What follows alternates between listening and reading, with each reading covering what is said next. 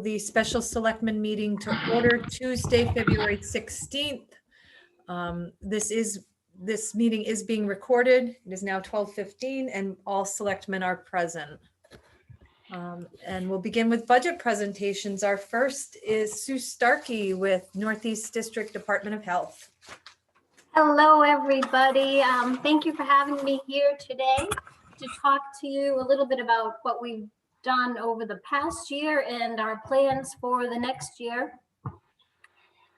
You know that fiscal year 2019 was the one that brought us COVID-19.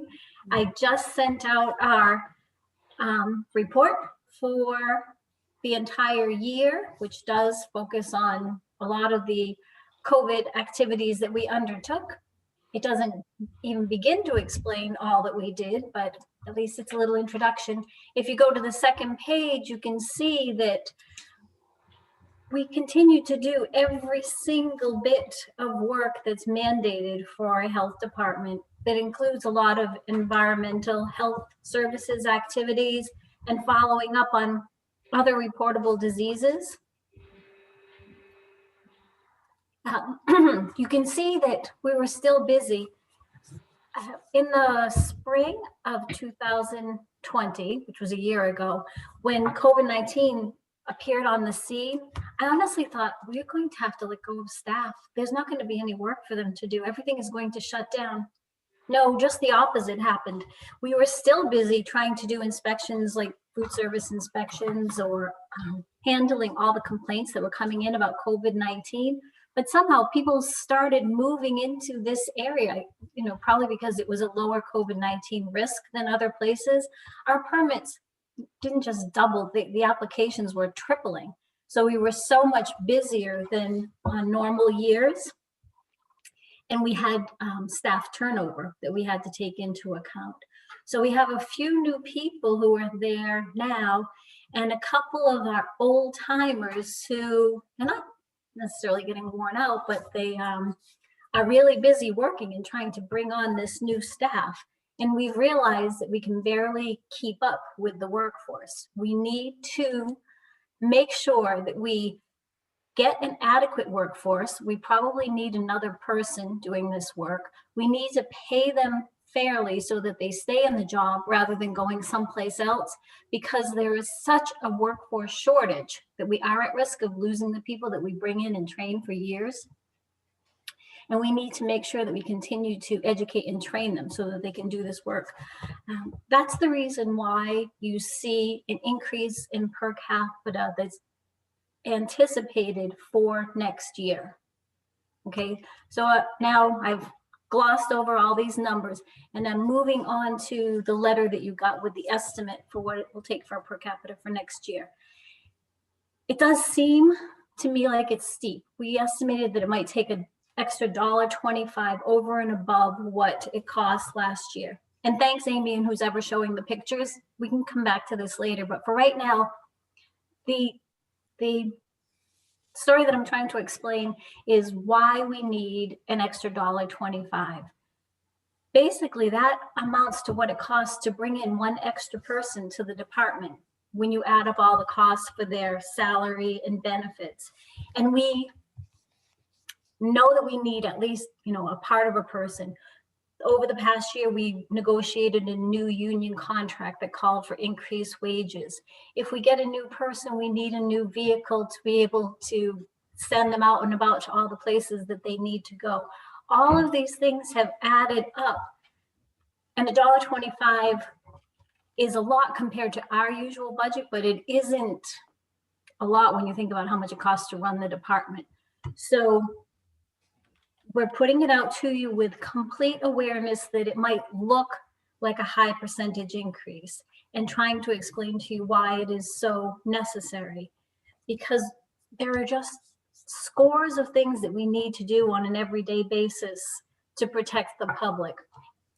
Right now, think of the economic growth that's happening because we live in an area that's attractive to the rest of the nation. People want to move here. They know there's a quality of life. They know that they can be in a place that has clean air and water and safe restaurants and things like that.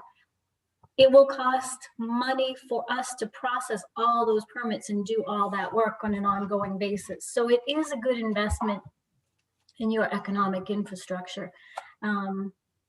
We anticipate that we're not going to get the money from the state.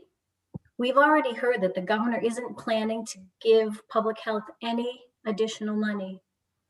That's crushing, really, when we've done so very much. And we know that each year for the past few years, they've underfunded us. They have not paid what the state law says they're supposed to be paying to local health departments. And according to the governor's budget, they don't plan to increase it next year. So what we want, we're just trying to find a way to make sure that we cover the costs. Sorry about that.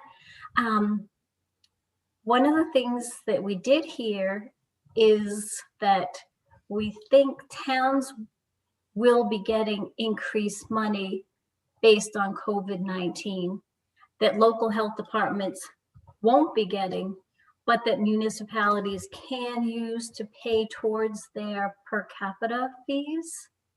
And that's just background information that I have. Orla might have a little bit more information about that. It's going to be a struggle for next year. We're going to try to keep the, sorry, I have two different phones. Both of them rang. I'll turn them off. We'll definitely try to keep the costs as low as possible. We'll try to stay under $1.25 if possible. Excuse me. But I'll stop and let you ask questions while I grab a glass of water. Okay? I'm going mute just for a second. I hope. Just so you guys see, I'm sharing the letter that Sue sent to Amy in January, noting the increase, the proposed increase in the per capita. As you see, our population slightly decreased, down from 93.95 to 93.79. That's one of the things I'll be sharing. I know she's got some other things that she'll be sharing, but as an advocate and as the town rep on NDDH's board, I can tell you that they have gone above and beyond, as you can imagine, in the last 12 months with this pandemic and all the years of training and preparation is clearly paying off, because this is a dedicated crew, an extremely dedicated crew and a growing crew, and they need every help financially and otherwise from the town as we can give them. So am I still mute? I'm unmuted. All right. So I sent you the letter about the things that we've done, the background sheet that tells you the number of activities. I've kind of laid it out, the idea that the amount, the per capita that we'll ask for next year is higher than what you've seen in the past, and gave you just an overview of the justifications for why it's going up. So I did want to just hear any questions about what's happened in the past. You can even ask me about COVID-19, but I might not know all the answers about the future for that. And any of your questions about what we're planning to do for our budget and for our services next year. So Sue, I have a question for you. This is Amy St. Ange. Obviously, I'm in the food service business, and in speaking to a lot of fellow food service people, restaurant owners, etc., they've expressed concern that throughout the pandemic, we've not been inspected. So, and I understand that there's other tasks that have taken precedence, but yet not being inspected and still charging the full fee just kind of set poorly with some of the restaurant owners. I'm just wondering if you have thoughts on that. I do, and we would like to inspect them more. The number of inspections has been less, but we're still trying to get out and do them.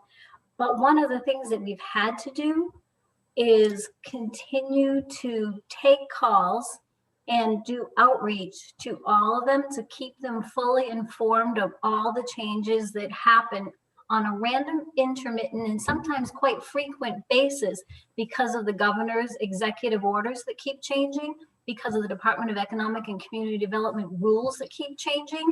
Suddenly and arbitrarily, they'll be saying, food service establishments now have to do this or that. That leaves us trying to send out emails or interpret things or get the messages out to food service establishments collectively. That kind of adds up and takes the time that we would have spent getting out to each of those establishments.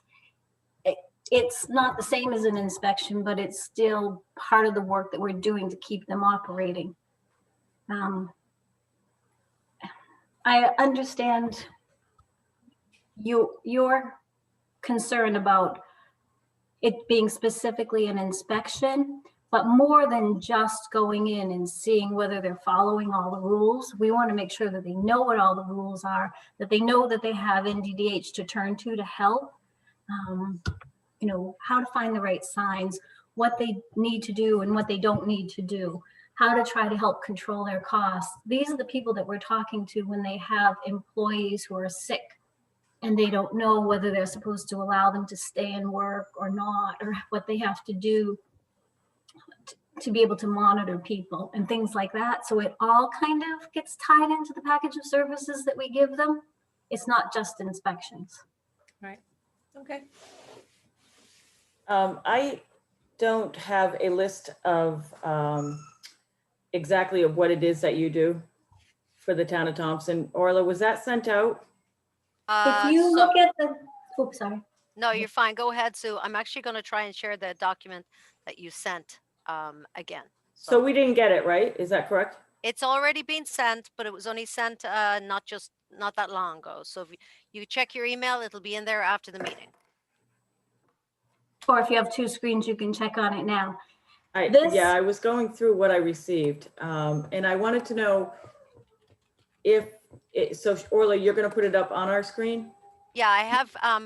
Sue, what page is it on? It's up now. So it's Suzanne. You Yes. can see page 2. The first page was a narrative about things in general. This page that Orla is scrolling Up through. and down. It's- Sorry. Go back up again just to the top. Okay, And I'll explain. These activities are grouped.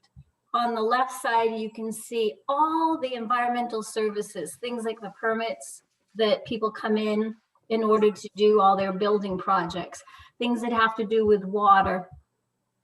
I want to scroll through what you probably. Is this specific to Thompson? Yep, this is Thompson's list of all the things. So the inspections and re-inspections, the campgrounds, and then complaints that we get that we have to go and address, often with help from your building officials when it comes to things like whether or not there's electricity or water and things like that. And then on the right side. And this is for 1 year? Yep. Okay, This, so then what's on the left is the fiscal year. On the top of the right column is the reportable diseases that were recorded in Thompson during a calendar year. And we do a calendar year because that's how the state reports it. So if you want to make comparisons, you use this. Remember, this is before there was even a test for COVID for the most part. That's why you don't see it here. And then some of the special programs that we have in Thompson include the oral health screening program in schools. Not all the schools apply for this. So Thompson is one of the schools that doesn't, but it is available. And then we list some of the things we do in general, as well as all of the grant funds that we went after and were able to bring in to provide to the community. I was just trying to make it a bit smaller so we can see it better. I'm sorry.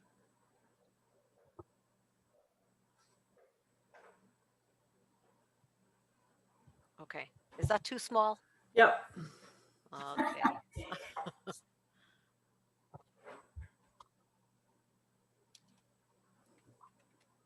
Better?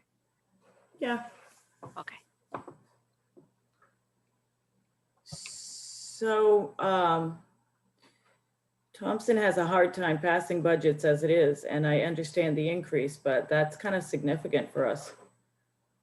That's just my comment. The other question I have is, do you plan on doing any on-site vaccination clinics here in Thompson? We are trying to pull that together. So when we were first told that there would be vaccine available, they said that we would be vaccinating essential employees, including governments and schools and healthcare workers. And they told us that we'd be using an information technology system called VAMS. So NDDH realized the state isn't going to get anywhere with VAMS unless somebody teaches people how to use it. We've done that. We taught all the towns, we taught all the schools how to upload the names of the people who need to get vaccinated. And then the state changed the criteria, the eligibility, and said they're going to focus on 75 plus and now 65 plus. NDDH is still ready, willing, and able to go out to the towns and vaccinate the municipal employees and the town employees. When we go out, we could also focus on some of the people who've had transportation issues, but we can't go and do it until the state says that those people are eligible. We have not gone out to all the different towns to do targeted outreach for 75 and 65 plus for a variety of reasons, including because there's so little vaccine and there's so many people willing and able to go to NDDH to get it. And we do all our work there. We have a setting in the senior center in the same building as NDDH so that we know our supplies are nice and safe. Our people are safe. Everything that we need is right there. We tell people where it is, and it doesn't vary from day to day or week to week. We've been filling up all the clinics. So we haven't seen a need to go out to other locations, but we're starting that now. Now that there's a little bit more vaccine so that we can take some small part of the supply and go out to a community. So And we've been working with transportation and getting individuals. Amy's been diligent about trying to assist with busing and getting individuals like this to the locations that are offering the COVID vaccines. But we've also discussed having some sort of a clinic maybe at our elderly housing complexes here, or even set up in the town hall or something like that. Could we work with you to do that? That's what I'm talking about, that we will. Now, I mean now. No, not right now. You're There still, isn't vaccine for us to be able to go and do that right now. The supplies that we're getting, we find out about it on a week-to-week basis, usually on a Friday. So that's when we put up appointment slots so that people can fill those in. We've seen that the state has started to come up with some extra doses. And because they're giving that to us, we are starting to reach out to towns to set up extra clinics where we could go to a town, but that's not going to happen this week. I don't know if it'll happen next week. It might happen the week after. And Yeah.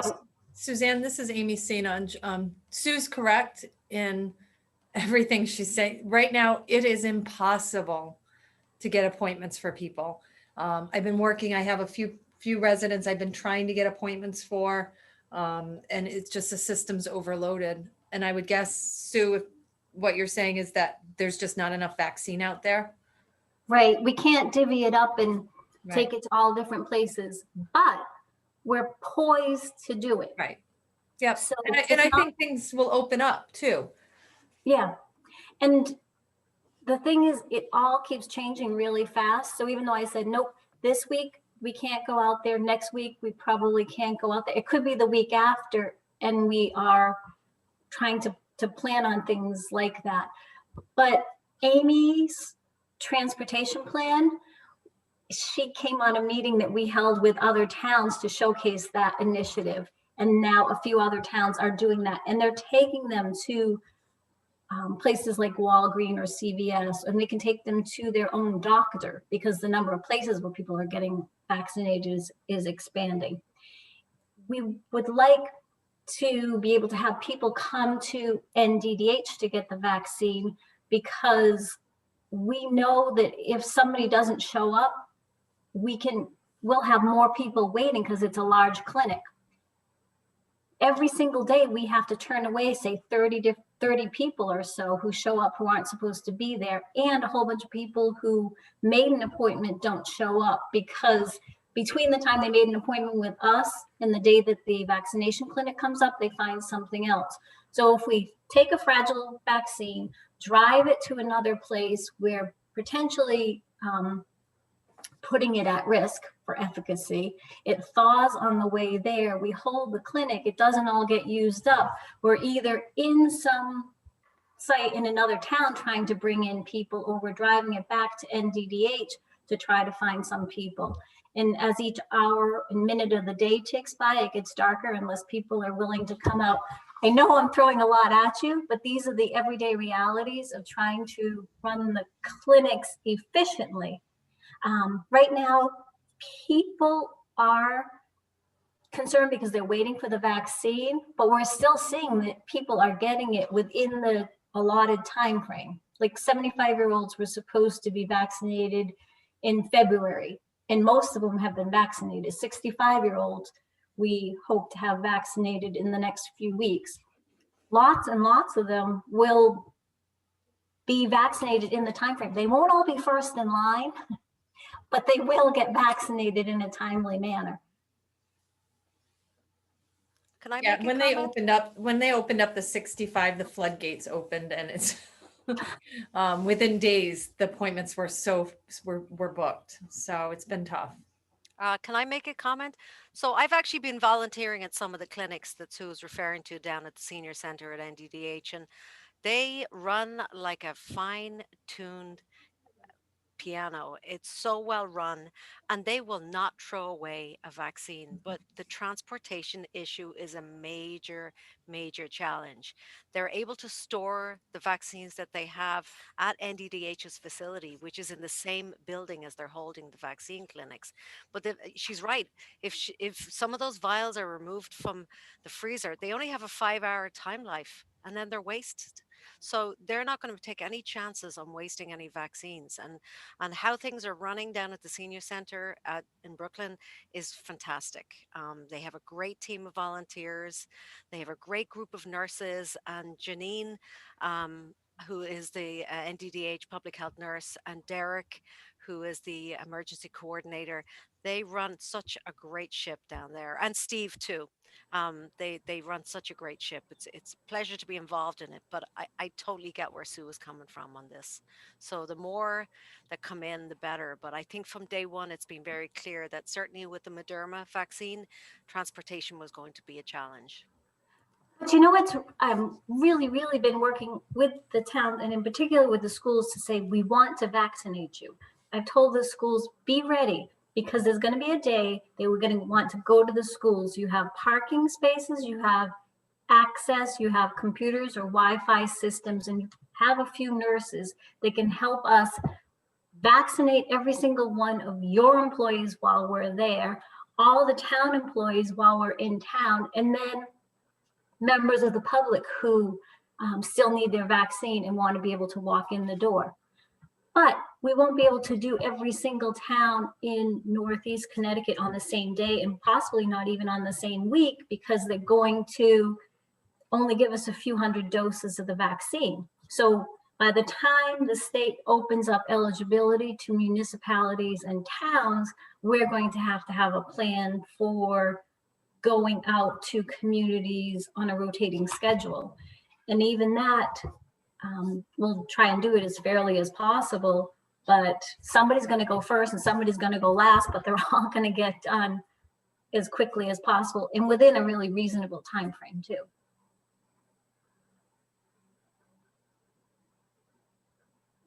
Any other thoughts, questions for Sue? All right. Ken, did you have something? No, just the sticker shock going up to $7. That's all. Yeah. You're looking at a jump that we'll have to explain to the Board of Finance. Mhm. One of the things keep in mind is for all those years, NDDH did not increase their per capita. And now it's coming back to bite us all. But I think, like anything, this is the one year that it's clear. It should be clear to every resident in the town of Thompson and northeastern Connecticut that we really do need the health department on a daily basis. You know, So it's important that we recognize that, and their needs are a lot very different than they were. Even when how long is it since I stopped working there, Sue? 5 years? I think Five, maybe 6? 6. Yeah. 6 years. That's right. I've been here 6 years. Okay. So even back then, it's run very differently and with so much more needs and different needs. It's clear that it's changed so dramatically in the last 12 months, though. I'm curious, do we have reference point for what other districts are charged out of curiosity? We actually Yeah, have a list of them, Sue, don't we? That we would be do. great. I think that would be really helpful as Yeah. far as Okay. And I potentially will, helping to justify and explain cost, et cetera. and I can tell you that we went from being the lowest to Yes. being, I think, say the third lowest. There is still a couple that are lower than us. One of them is North Central District Department of Health, which serves Willimantic and some of the other towns like Vernon, and that it's a different kettle of fish. They get funding from the state that has to do not just with their population size, but with health equity issues in the population in need. Say in Willimantic, because there's so many people living in poverty, they get extra monies because of that to try to address some other social determinants of health and things like that. They haven't increased their per capita for a long time. And this is just a prediction, but I think they're going to have to do it sooner or later. There might be health departments that think of going there, but there'll still be a day of reckoning when they realize their per capita needs to go up. And I do think that we offer a really full, comprehensive set of services. Anyway, it's just that I know that there are great people at NDDH doing a real lot of work. It is still a good value. I appreciate your considering the budget. We're going to try to keep it as low as possible. The 125 is what we said would be the max increase if that's what we Exactly. need to run the business. So thank you for advocating for us. And coming back with more questions. If any come up, just send them through Orla or send them straight to me. We've only met once regarding our budget reviews for the NDDH budget, and so far we're seeing bare bones. There's nothing in there that it's going to be a tough one to try and bring it down anyway. And it's not a big increase. We're always going to have a challenge with the state. I don't think it's going to be a struggle to get any additional funds from the state, I think. But in relation to what Sue mentioned about the COVID money, a perfect example is money that the town received in December. They basically pointed out to us that we had the ability to distribute some of these funds to the health department should we choose to do so with 24 hours notice. So that was a non-event, but that was an example of what Sue was referring to, with money coming from the state for COVID that can be used towards our per capita rates. Now, at this time, Sue, before you go, we have been opening it up to citizens' comments, and I know we do have a few citizens that are viewing in. Does any citizens have any comments to make, specific questions? I just wanted to make sure we open it up so you had the chance to speak. You can unmute yourself if you do. All right. I'm going to guess there's none. Thank you, Sue. Thanks very much. I'm here to Thanks, answer Sue. questions anytime. It is nice to see your smiling faces. Stay well. Nice to see you. Likewise. Stay well. Take care. Bye. Bye-bye. Okay. So the next item on for budget presentation is library administration, library building and community center. And I know there's members of the library board and Allison is here. So Allison, you can take it away. Okay, good afternoon. Amy, would you prefer I share the documents? You Orla can. has it as well. I'm Either, not quite either sure way, what. you both have the ability Okay. to share. So whatever's easier for you. If you want to go ahead and share, it's probably easier for you, Allison, so you can drive it. Understood. Thank you. Let's see if I can do this proper. Do you see me? See you. Not yet. So you do Try not again. see I my, don't see it yet.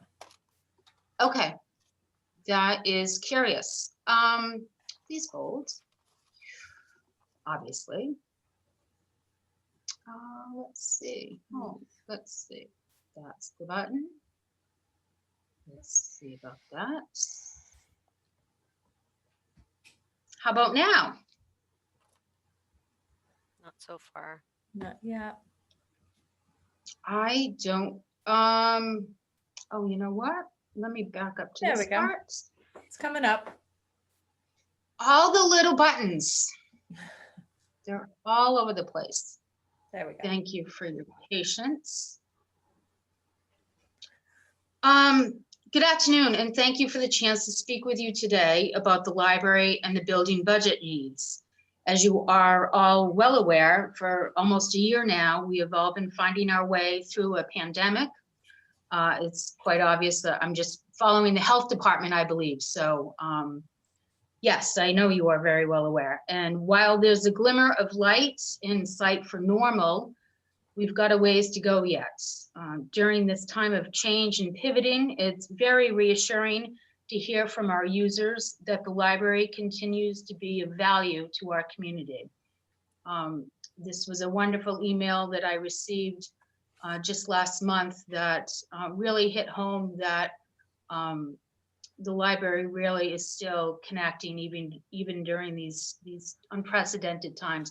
And I'm going to try to limit my use of phrases that we're all kind of tired of at this point. So our mission is to provide the best possible informational, educational, cultural, and recreational services in a warm and inviting environment, whether that be in our building or through our presence online with our patrons of all ages these days.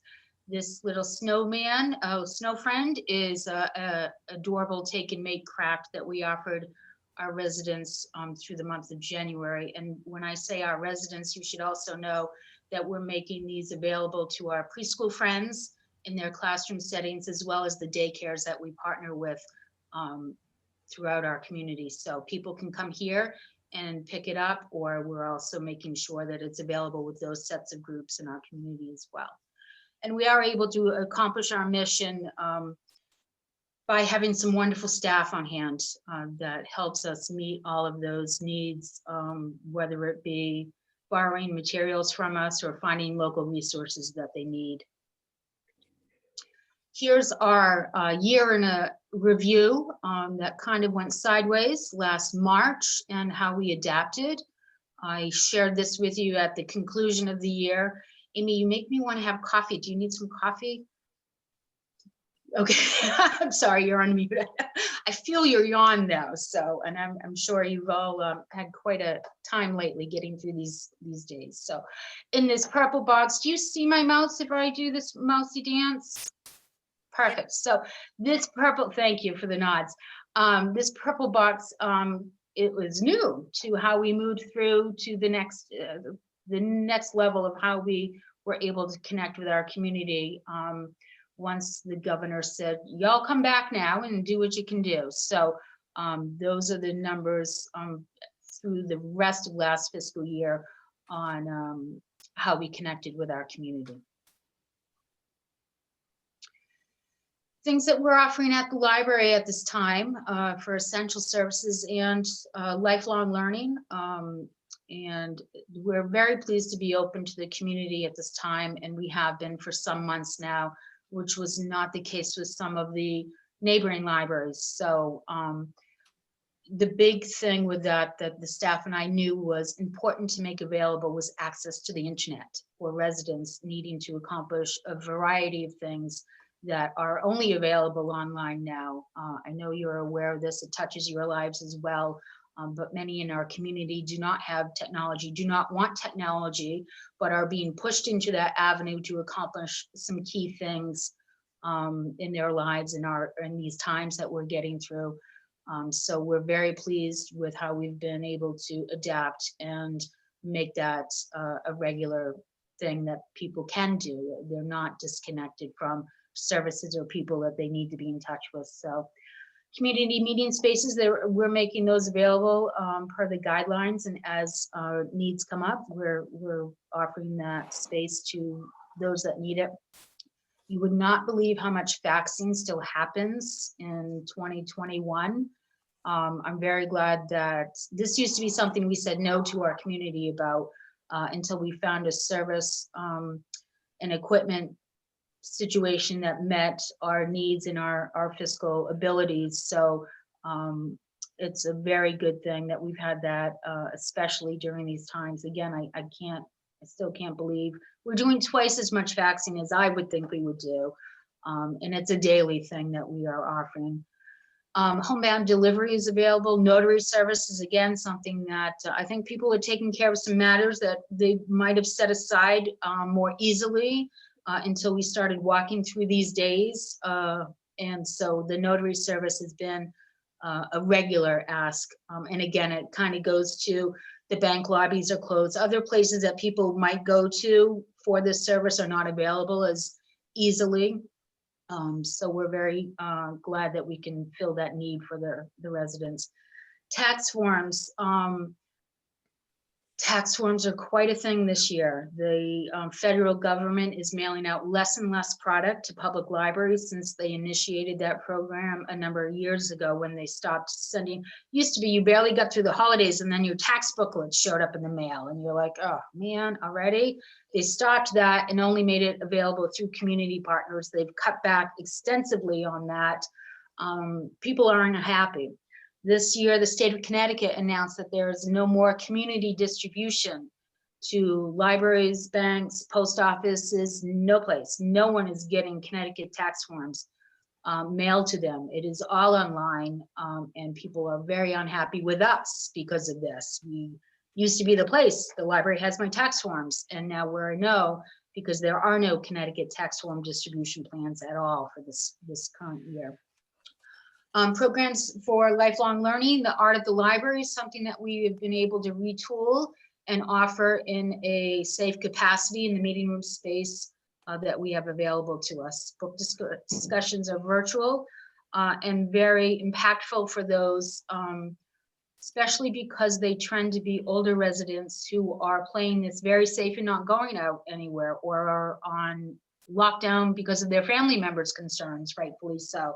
And so I hear regularly how meaningful they find, while it may be a smaller group than they used to interact with when everything was on site at the library, they still find it, I think they find it even more meaningful because they are able to visit with their friends and have a dialogue with someone other than their cat or their postman.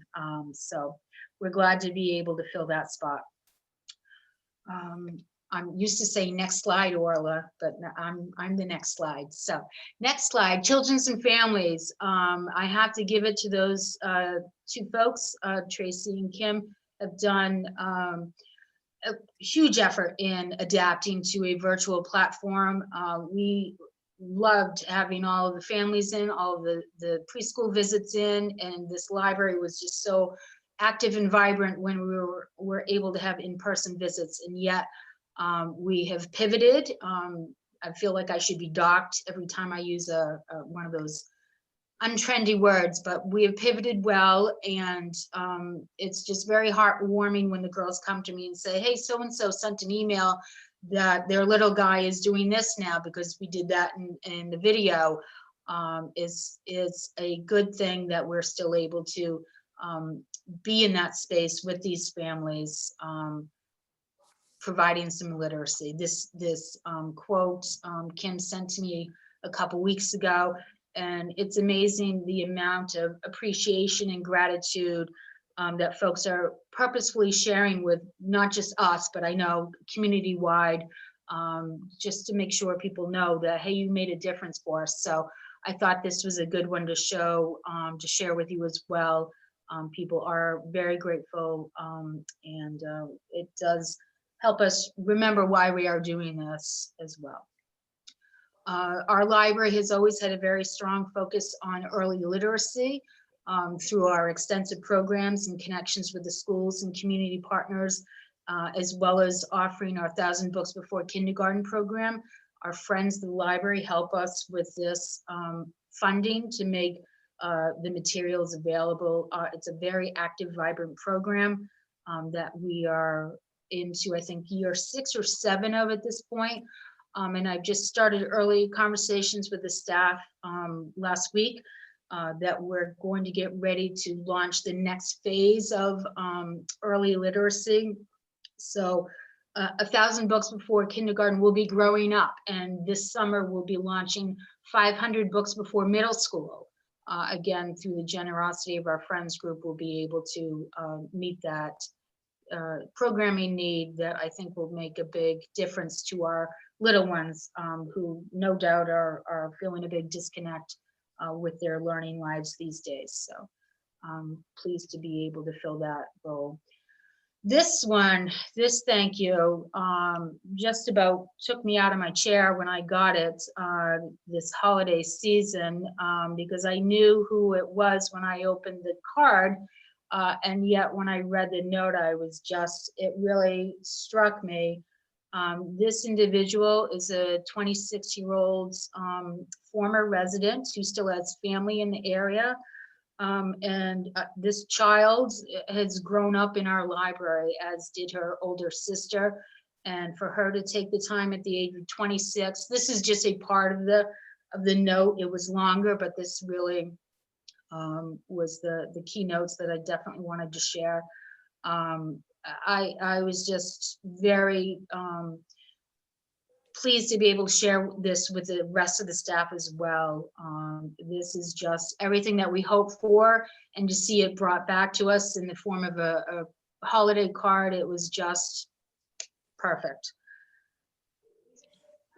And the pandemic has obviously amplified the library's role in the community on so many levels, many of which I've previously spoken about, far beyond providing the books to our recreational readers.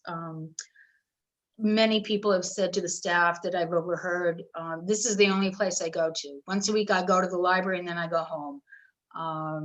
This place is saving my sanity. I need to read, I need to be occupied. So as I said, it's much more beyond just making the current bestsellers available, which are flying off the shelf, which is wonderful. And yet they are coming to this building and able to come to this building through some great effort and support from the Library Board of Trustees and the staff carrying out the day-to-day efforts at the front desk, of which I am eternally grateful for both aspects of the board and the staff support. And our budget priority, to summarize, is to maintain our very friendly, helpful staff in a library that is always clean. It needs some continued support. And I would love to talk with you more about that through the rest of this workshop session with you today.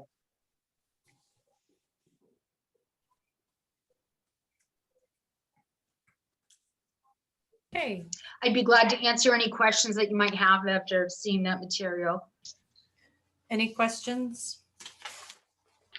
Hey, Allison, with the programs, did you ever get those book mailboxes put up or anything by any chance? The little libraries are still in process. I'm looking for, Okay. I thought I had a builder lined up, and then it didn't take off. So I'm looking I think I'm on plan C of trying to make that happen. But having permission to plant something on town property is a big win. So I appreciate the board's support with that, back when we had those conversations. So it is still on the to-do list, and it's on the real to-do list as opposed to the I wish I could list. So to be continued for sure. No, that's great. It's just that with everything going on, it would have been probably very beneficial, having Oh, those absolutely. going now. That's all. So, Absolutely. No, I'm pleased that we're able to be open and offer evening hours as well for families to come in. I feel like perhaps if we weren't able to open the doors or maintain keeping them open, perhaps that priority would have shifted a bit earlier than it has. But once I find a builder that wants to take us on, we'll definitely move forward with that for sure. okay, thanks. You're welcome. Any other questions, thoughts, comments? Allison, did you want to take us through your actual budget? I'm going to Sure, share yeah, the document. Perfect. I undid my share, figuring Orla might like to use her material for this purpose as well. Thank So you, Orla. Should see the library admin budget coming up on the screen. Sure. It's up. Every year I prepare these notes and submit them to Orla. I don't know that that was included in the material that she prepared for you. Yeah, it is And actually. if I'm going not, to see if I can share it too. Bear with me one second. okay, perfect. Here it is. I got it. Okay, perfect. If not, I would email it to everybody at the conclusion of this, if that would be helpful.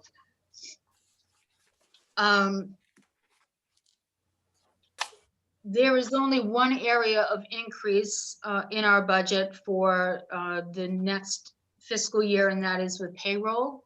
And all of the other budget areas remain the same. Okay. You guys see In the a screen I'm nutshell. sharing? Yep, we Okay, can see cool. it.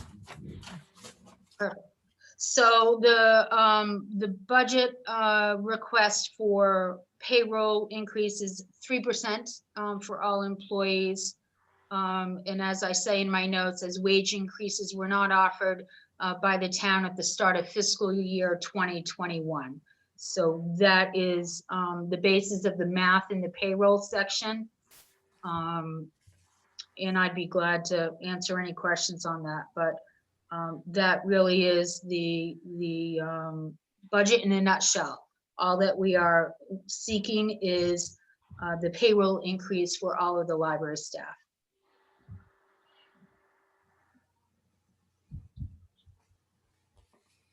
Do you need me to say any numbers for the recording purposes, Orla? I'm not quite sure.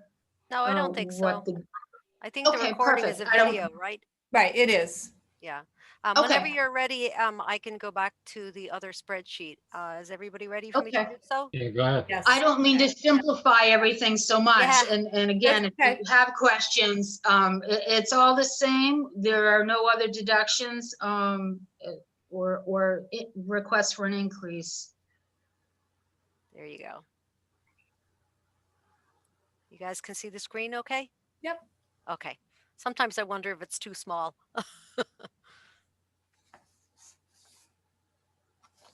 Okay. Any other thoughts, questions? Should we move on to the building itself? Okay, this is the spreadsheet and, okay, yeah, this is the building budget. Okay, so I'm just gonna scroll up. There we go. If you want to start there, and you let me know and I can share the capital when the time comes, Allison, okay? Oh, sure. Yep, understood. There is no wage increase input in here, as the two custodians are town employees, and they'll go along with whatever is offered to town employees at the time of, the budget being passed and where the union contract process might be at that time. So that's what I can speak about for payroll. If you want to scroll down, Orla. Sure. And so I've been keeping an eye on some of the utilities, and I am proposing a $3,000 decrease in the electricity fund. That should be easily met, and a savings that the town can realize. And then what's missing from this, and I did notify Orla earlier, is in our material that we submitted, you should see that there was a $5,000 request to be added to the repairs building line. That is My what mistake, sorry the, about that. no problem, thanks for fixing it. That was the original budget that this building had assigned to it years and years ago. And then the recession hit and funds were needed, and they were removed from this account. My history on my material goes a little older than the material that the document that Orla is sharing. So back in 15, 16, and 16, 17, this budget was only at 15,000. So we were able to restore some, but it stays steady at 20. The building, as you all know, is getting older. And as we all know, as we get older, more things happen. And so things need to be addressed and having access, and things happen. So while we try to be proactive, there's also things that we need to address on a regular basis. So we're asking that those funds be restored to this budget.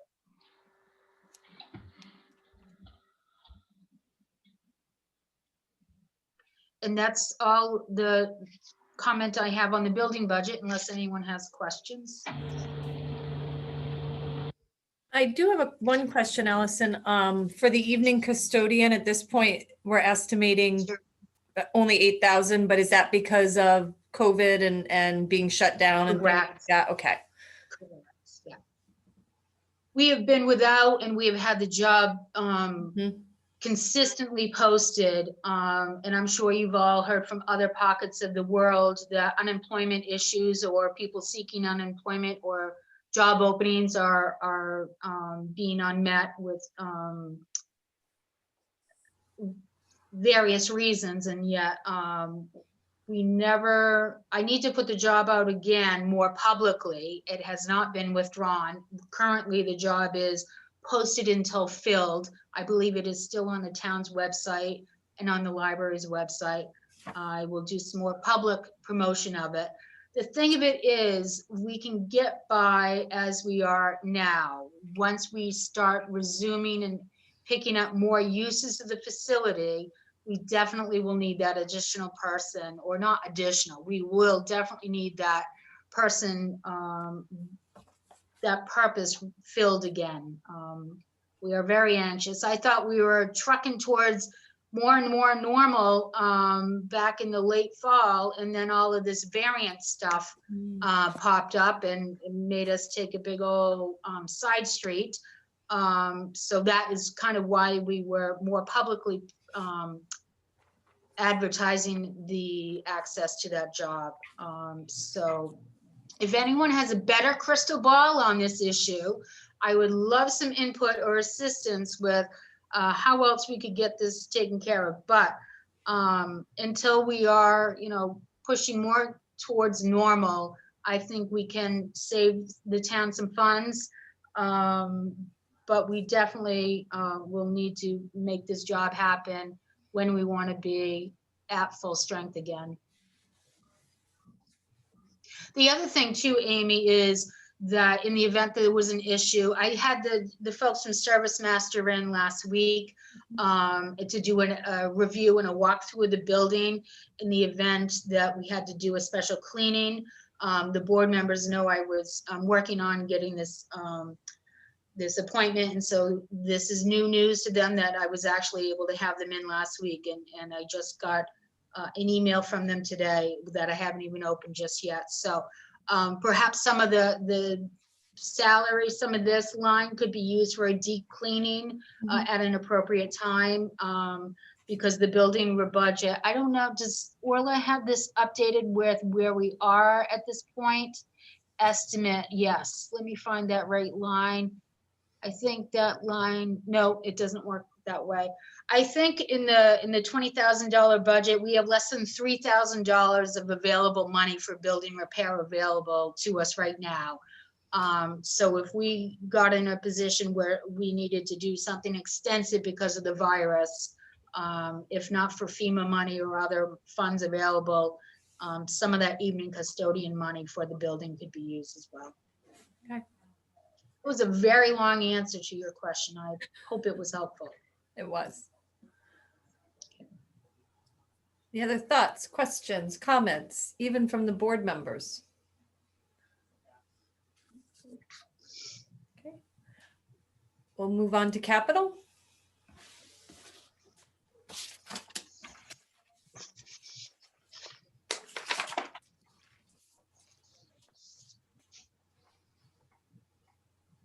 You should have received a memo with the material. Orla's probably going to pull it up as well. I don't know if she wants her handy dandy tracking sheet or the memo that was submitted. I'm gonna share the memo. Just gotta find it. Then I'll share the other parts.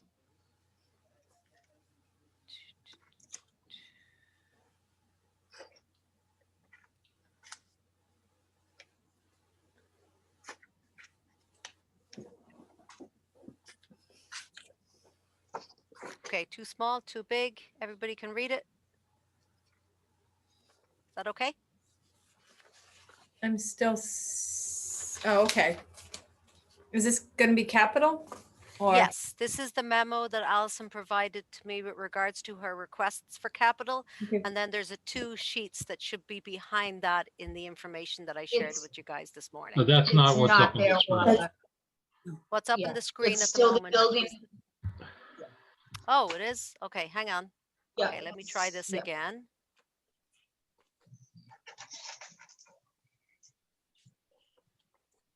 There we go.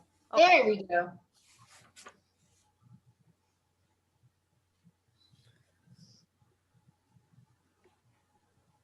So the board is requesting $50,000 to the capital transfer building account. And I list there the priority projects that we should be moving forward with at this time. And that's to replace the 2 air exchange units. The next 2 this would be community room 1 and the meeting room, working our way down the building. We had wanted to start this this changeover a few years back, and it had been deferred. And the reason was that these units in the community center were the ones that we were spending the most repair money on because of their age. They're not supposed to last 20 years. And right now they're all on year 26. We have 19 units in the facility, and we've replaced 4. So 2 big ones and 2 little ones. So these are the next 2 that are identified as where we should move next. The telephone system is original. We have failing equipment, and I'm sure some upgrades are due. I'm pointing this way because that's where the phone system is, over that end. That someone should be in to see that it is indeed on track to sustain our service for the next 25 years. So we are waiting to work with the town to see if we can be part of their next contract that I believe is to be taken care of in the next little bit. So that's why the phone system is on there and has been for a couple years now. So we're waiting that one out. Unfortunately, we've had, as Orla and Marie can attest to, a couple of hairy phone days in the last month with no phone service for various reasons. We still have an original boiler that dates back to 1993. And the main light timing system needs to be updated. We are overriding that currently on a daily basis. And I truly believe that we would find some energy efficiencies in going through the process of updating that. That is one of the light timing system panels that does the interior lights. There's also 2 different systems, or it's 1 box with 2 panels that does the building lights and then the parking lot lights. Without an evening custodian, you wouldn't believe the stuff I now know about some of these lighting things, which I wish I didn't know, but I know now. And so the main light timing system should be addressed in the upcoming fiscal year. Then I just do a summary of the work that's been done with the funds that have been made available to us. None of this has really been proactive. It's all been reactive to issues that needed to be addressed. So thank goodness the funds were available. And then at the bottom, I do add on the note to add $25,000 to the roof replacement. I don't know that we have 10 years in that roof. I would like to believe we have 5 years left, but my ability to predict, crystal ball that, we may only have 2 years left in the roof. So that ask is there as well. And then we truly need to have a conversation about replacing the carpeting in the library. I want to learn more from other libraries that have walked through this project in the last couple of years to find out some of their best practices and how they funded it as well, that perhaps we can bring some new ideas forward to get this addressed. It's a health issue, it's a safety issue as the carpets wear out as well. We're fortunate to do an annual cleaning, and while I think that has extended their lives somewhat for various reasons in some areas of the facility, there's some issues that need to be addressed with replacement. So Allison, with the projects that require funding, the 2 air exchange units, the telephone system, original boiler, et cetera, do you have a cost estimate of what you might be looking at for those items? I can pull out my file for the HVAC repair. I don't want to guess at this point. It's too important. I have no idea about the phone system. The boiler, I would say, would be a good 18 grand. And the main timing light, I've not brought anyone in as of yet. There have been other matters that have occupied my time, unfortunately. So when I get a chance to, we have a section of interior lights that are beyond the reach of a natural ladder safely. So I've been working with Paquette to come in and change out a section of the lighting in the cupola area. There's 2 tiers of lights that need to be replaced.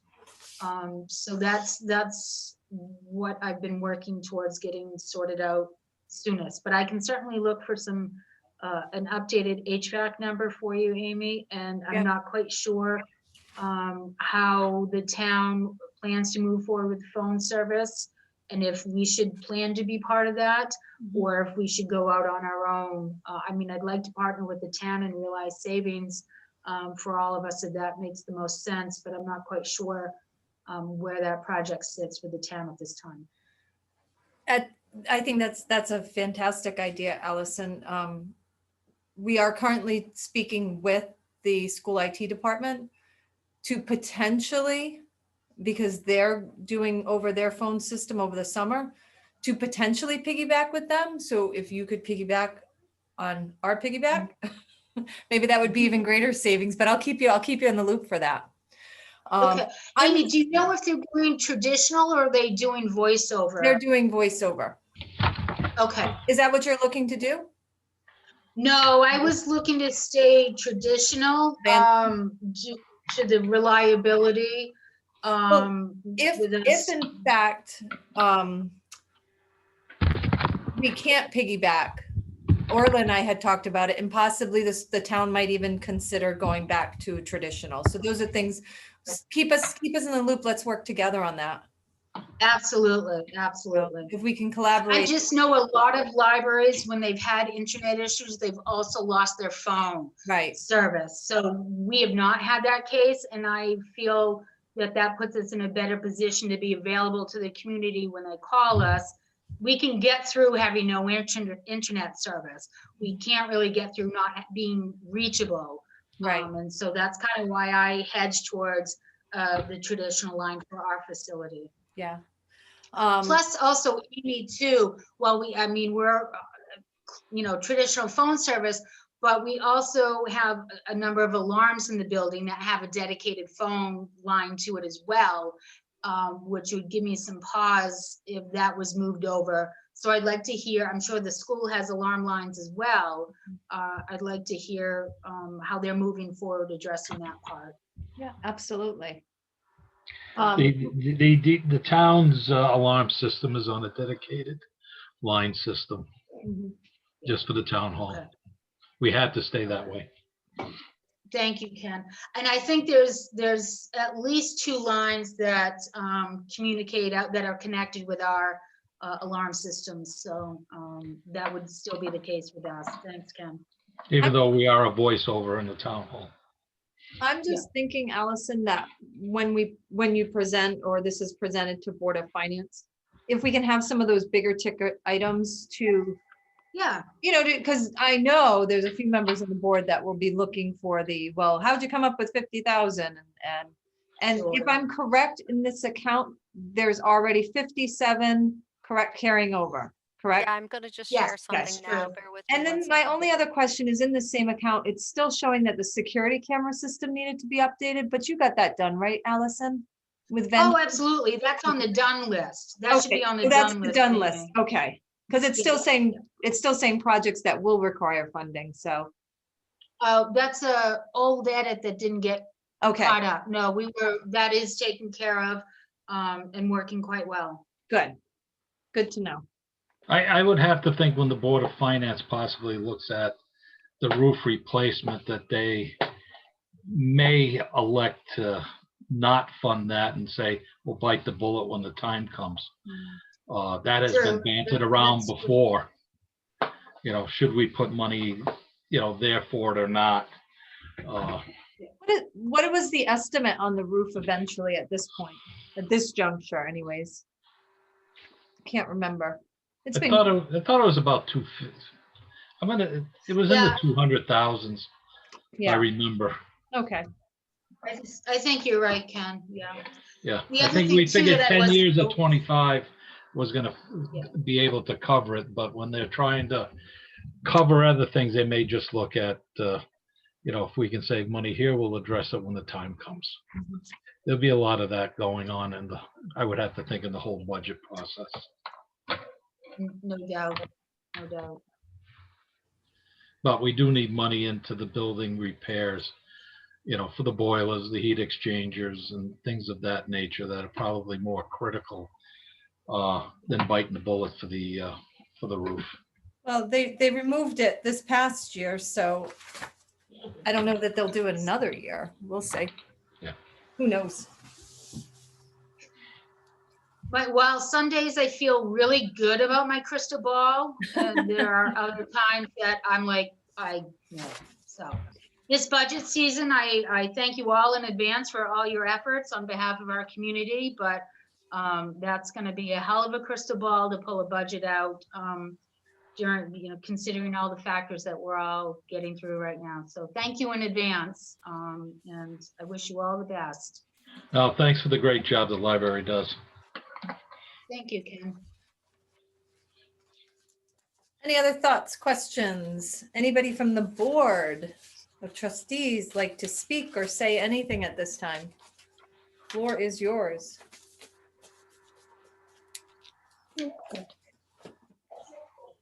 I have no more questions. Okay. All right. Thank you again for the time, and Thank you, Allison. sincerely, best of luck to you with your process. I will definitely get you some estimates attached to the priority things, Amy, before Okay. we get into workshop for the board. Absolutely. Awesome. Okay? Thank you so much. Thank you so much. Okay. Bye-bye. Okay, Orla, next is, it's gonna be Historical Society, but they're slated for 1:45, so we've got a lull. Okay. I can message John maybe and see if he's ready. Yeah, if you want to. Usually he comes in early, so Yeah, he does, but that's live, so that's true. maybe.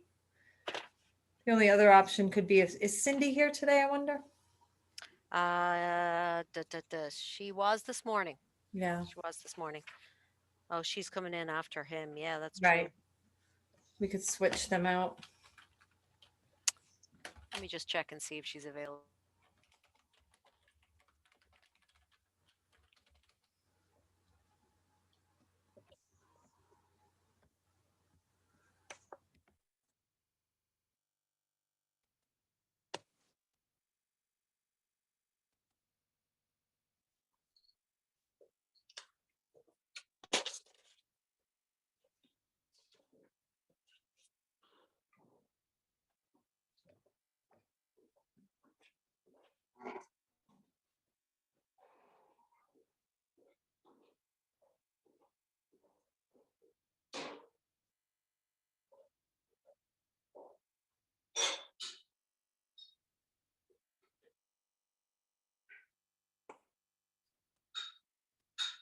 Cindy is going to join us. So she's just dialing in now. You should see her coming in soon, Amy. I'll bring her up on the screen.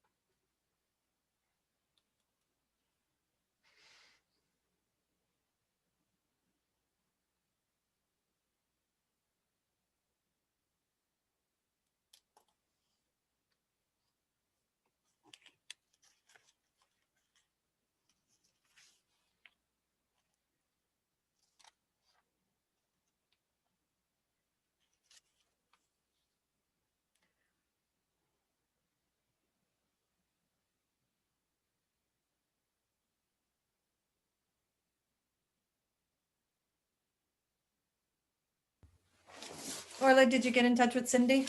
Yes, she said she's coming in. You Oh, might- great. Yeah, she All right. might be there waiting for you. Nope, nobody's there yet, so. Okay.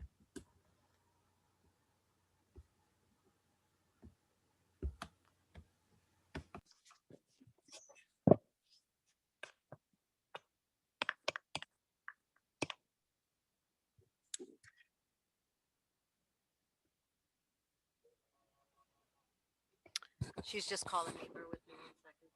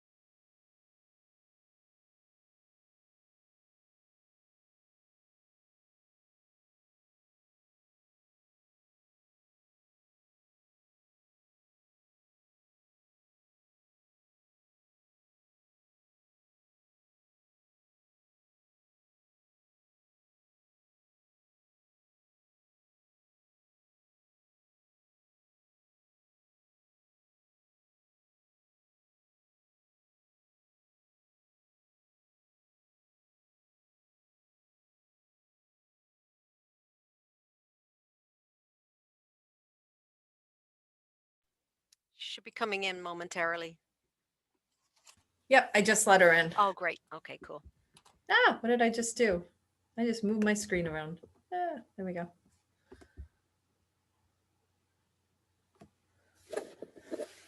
Cindy, are you here? She's here.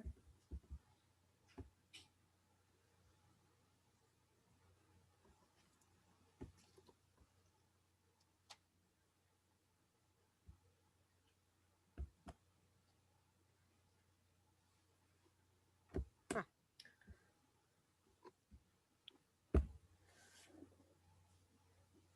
Hi, Cindy. I see her there. Yeah.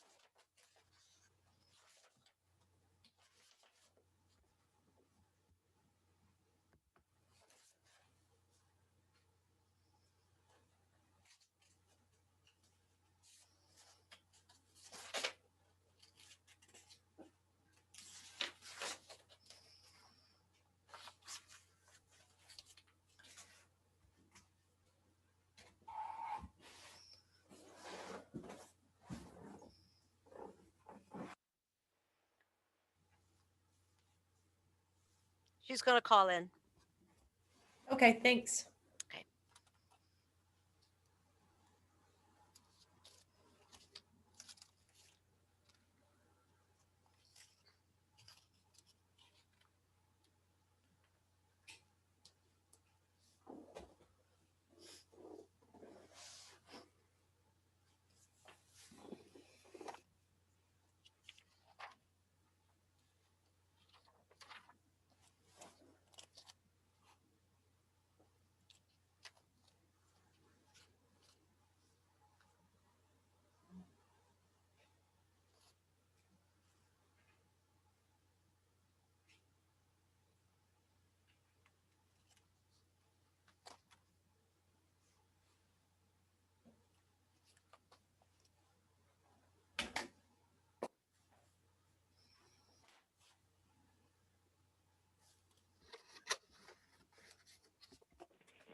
Okay, I'm here. Hey, Cindy. So, like I said before, the zoning board of appeals said this was fine. Okay. Which one are Just we to on? extend it over. For the ZBA? Yeah. Mhm. ZBA had no changes? Is that what it was? Yeah. Okay. No changes. Okay.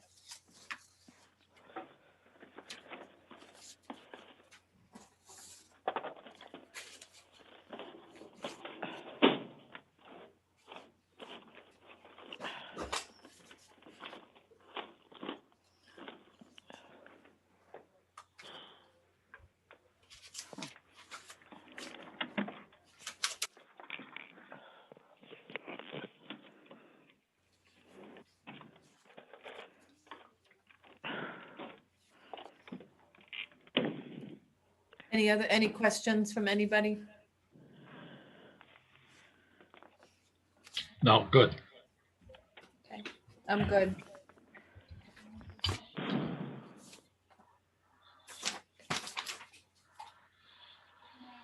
We'll move on to planning and zoning. Thanks, Cindy.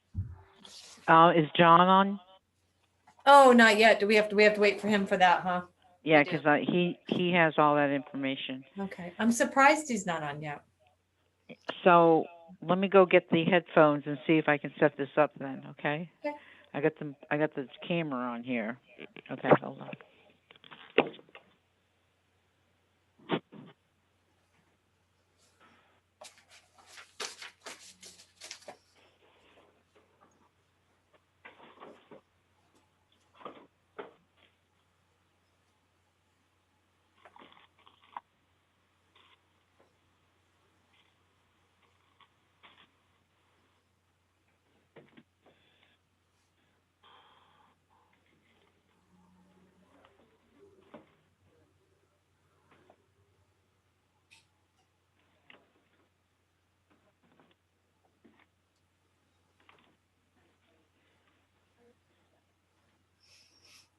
just try to ping John there. No answer yet.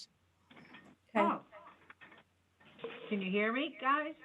Let Yes, me we hang up can. the phone, okay? Okay. Yes.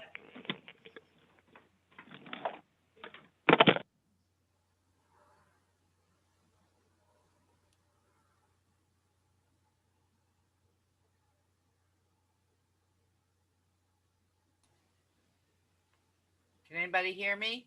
Yep. Yes, we We can hear can. you and we can see you. Oh, great. It worked. Yeah. How about that? Plug and play.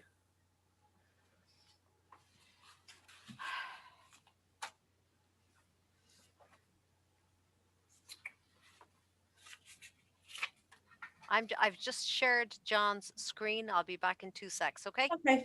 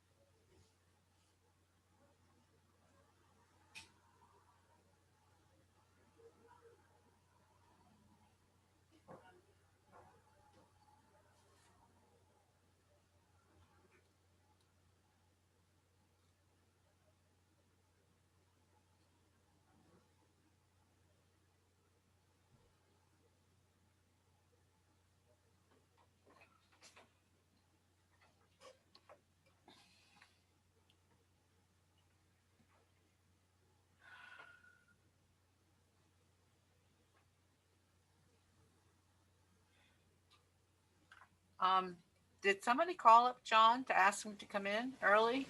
I think, well, it's not early. At this point, it's not early. It would be 1:45. I think Orla tried to reach out to him. Okay. I don't have his phone number. Okay. All right. Then can I You continue? have his phone number? Oh yeah, I have John's phone number. So just give you guys an update. John was having some trouble getting in, so I'm working with him on his on Oh. text to get him connected. Okay, great, thanks.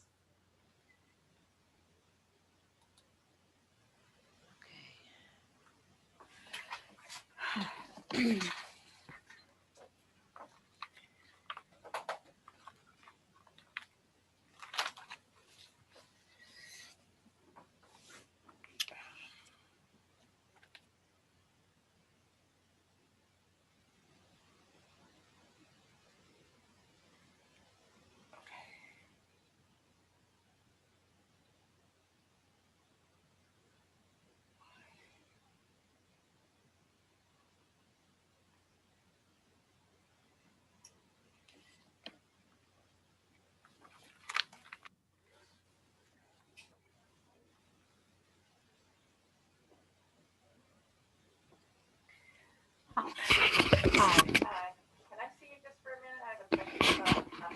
Yeah. I need to go talk to Marla for a minute, guys. Sure. On a Zoom meeting? Yeah, the budget. Oh. No, John. I just saw Marla a second ago.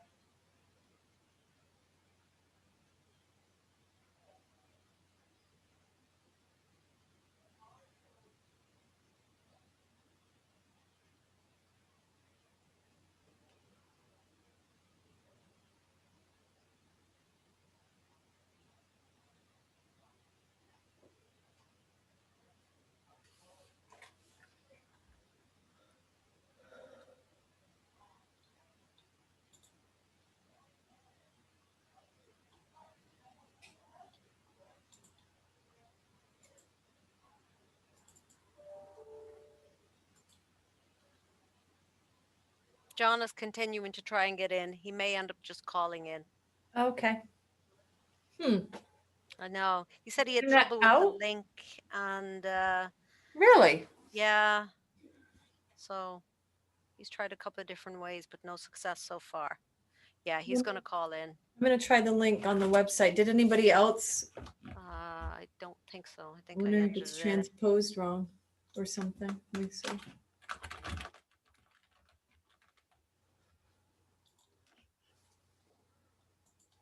Hmm.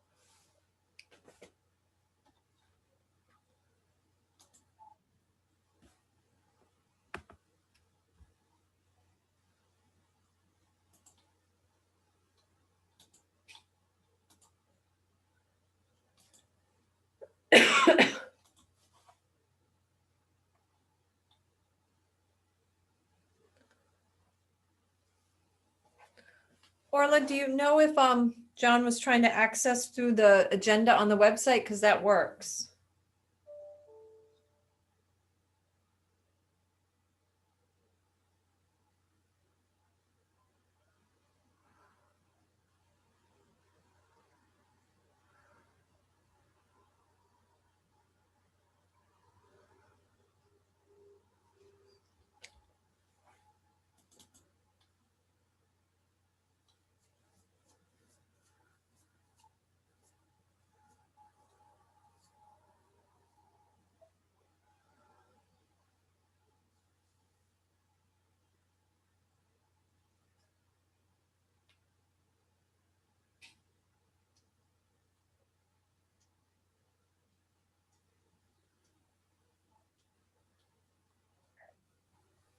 John is trying again. He's going to try and call in again.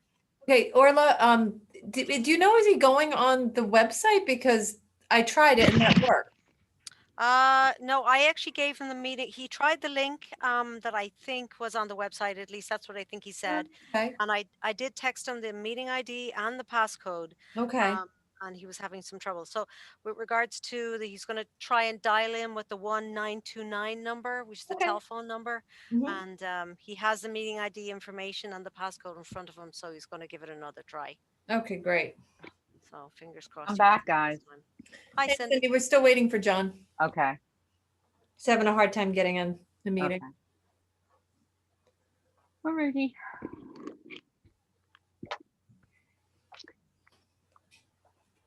Oh.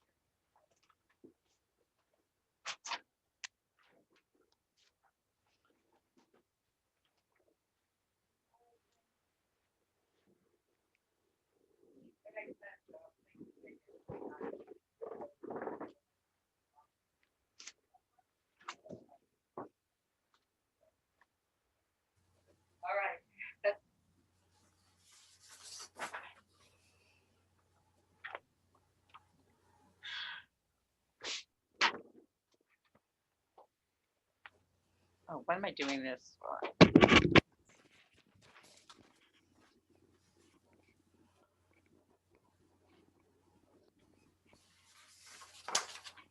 Okay, he's still trying to connect. He dialed the number, but it didn't get through to us. So he's hanging up and trying again. All right.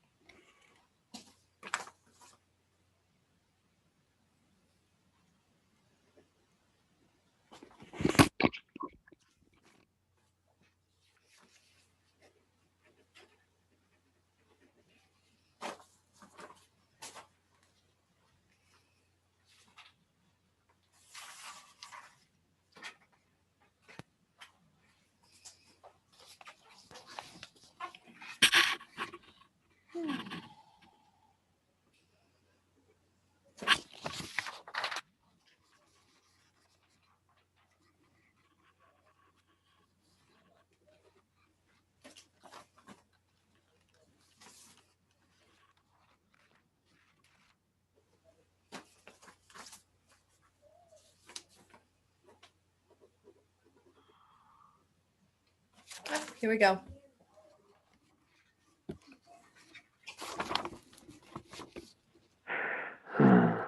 Hello. Hello, hello. How are you? Where at? What?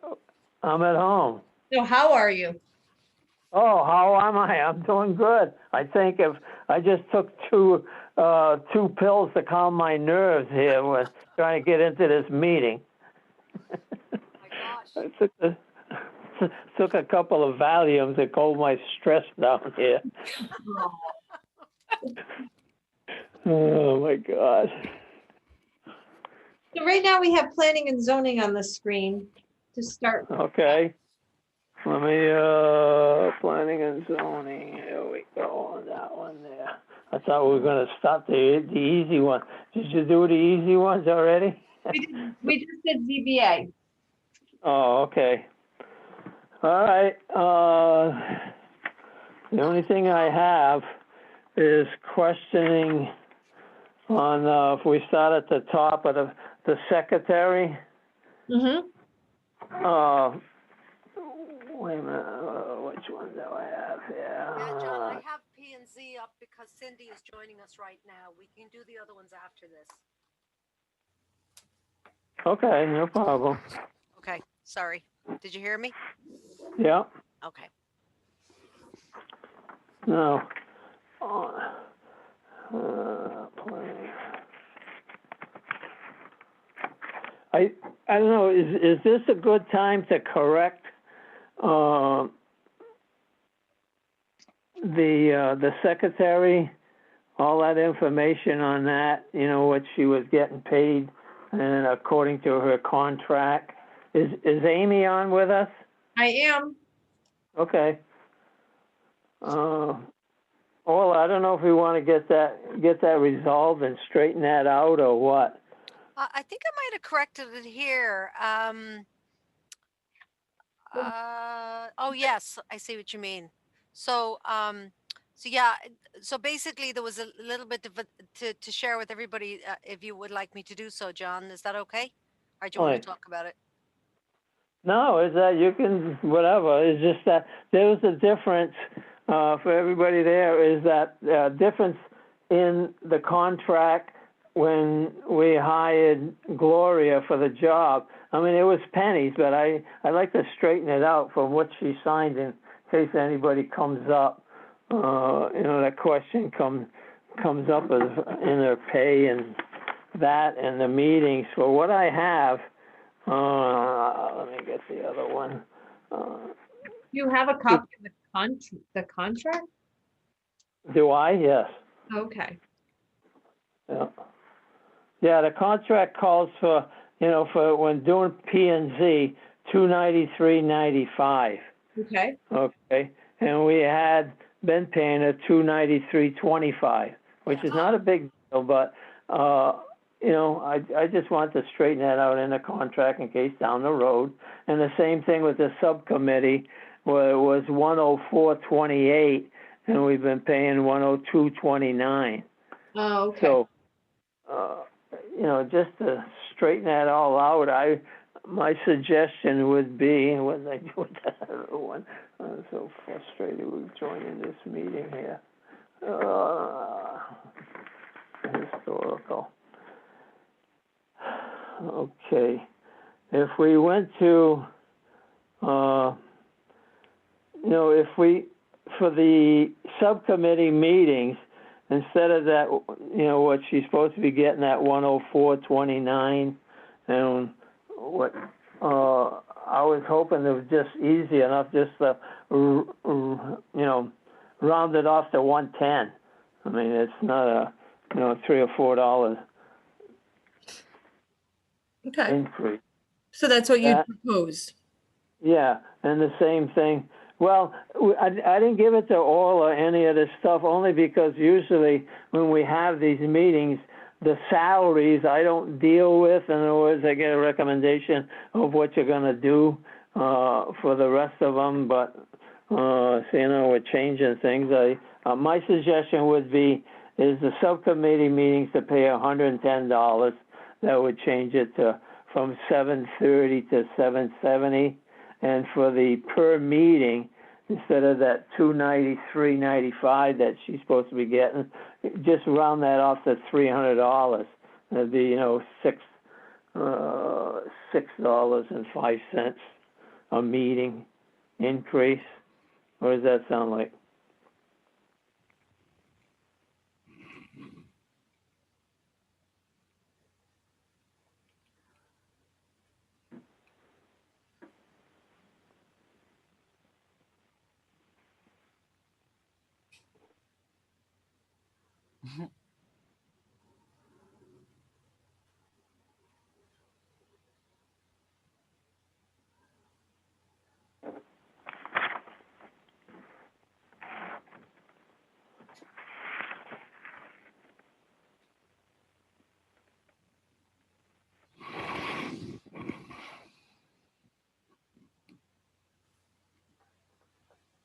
I assume you're doing something all on the screen. Yes, I'm sorry, John. Yeah, she's doing some calculations. I'm waiting for her to complete what she. So what I've Kinda done, John, quiet. is I've put in 300 for each of the monthly P&Z meetings, and then 110 for each of the subcommittee meetings. So your total is for the regular meetings would be 3,600, and your subcommittee 7,750. So your revised proposed amount would be 43,70. Okay. Okay. The other question I had, Ola, is let me find which one it showed. The last one that you sent me is that when you had the estimate 21 budget proposed, increase, decrease, it shows minus 516. Where did that come from? How does that Okay. calculated? Is that the one I sent to you this morning? Yes. Okay, minus 516. Yeah. At the end, because I didn't do the stuff before it. I just looked at that, and because the numbers you had in there were according to what you did. I don't see any minus 516. Is this on page 1 or page 2 of planning and It's zoning? page 94 on mine. Page 924? Oh, I'm sorry. Wait a minute. I'm looking the wrong one. I got that. That's the building committee. Yeah, it is. We can talk about that after. Yeah, I'm sorry. Yeah. I got too So many this papers. one, I got too small of a table over here to work off of. It's not like having a desk. Okay, no, I'm good with that. Other than that, everything on P&Z looks all right to me. I don't know if the selectmen have any questions on that.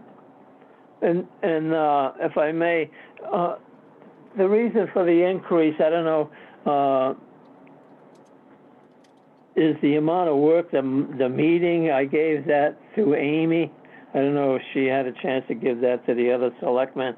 I did a quick thing about the minute meetings that we had for planning and zoning.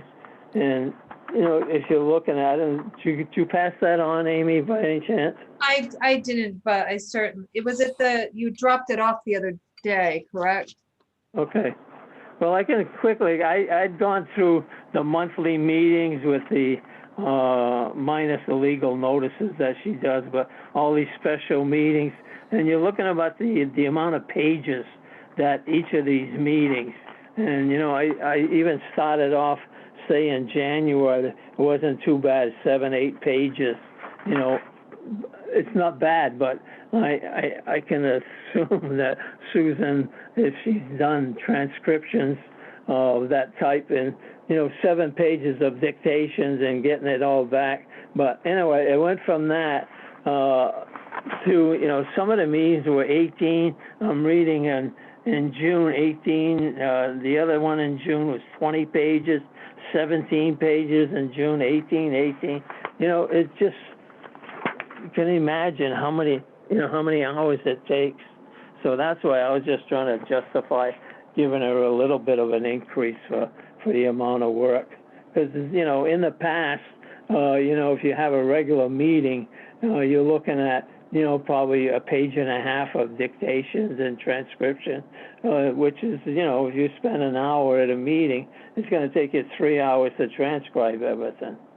But that was my justification if anybody's interested in it. Can I ask, John, how many meetings do you have in a month? This is Suzanne. Well, normally we have 12, but 12 depending meetings in a month? some one a month is the fourth Monday of the month. But seeing how we've been going through these zoning regs and the subdivision, the POCD, it's been crazy. We've been having 2 or 3 meetings a month. The thing of it is that if something comes up like the Mason House, okay, normally they came in and made a proposal to us, asked us to do something, a site review and doing things, and we wanted to expedite it to help them. So at that meeting, we scheduled another meeting, you know, a week away. So these things come up, is that, you know, normally it's only once a month, other than what we're going through now with POCD and all these regulations is And kind of. normally it's once a month, and normally it's not 12 pages of dictation, right?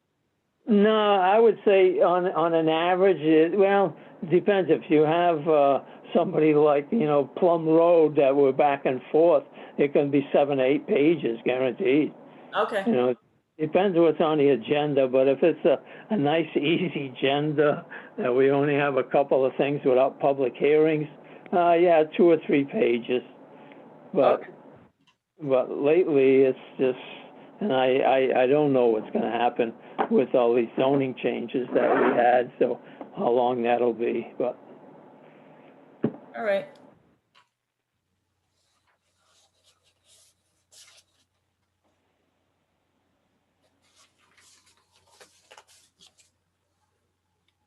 Okay, any other questions, thoughts? Don, do you want to move on beyond the salaries?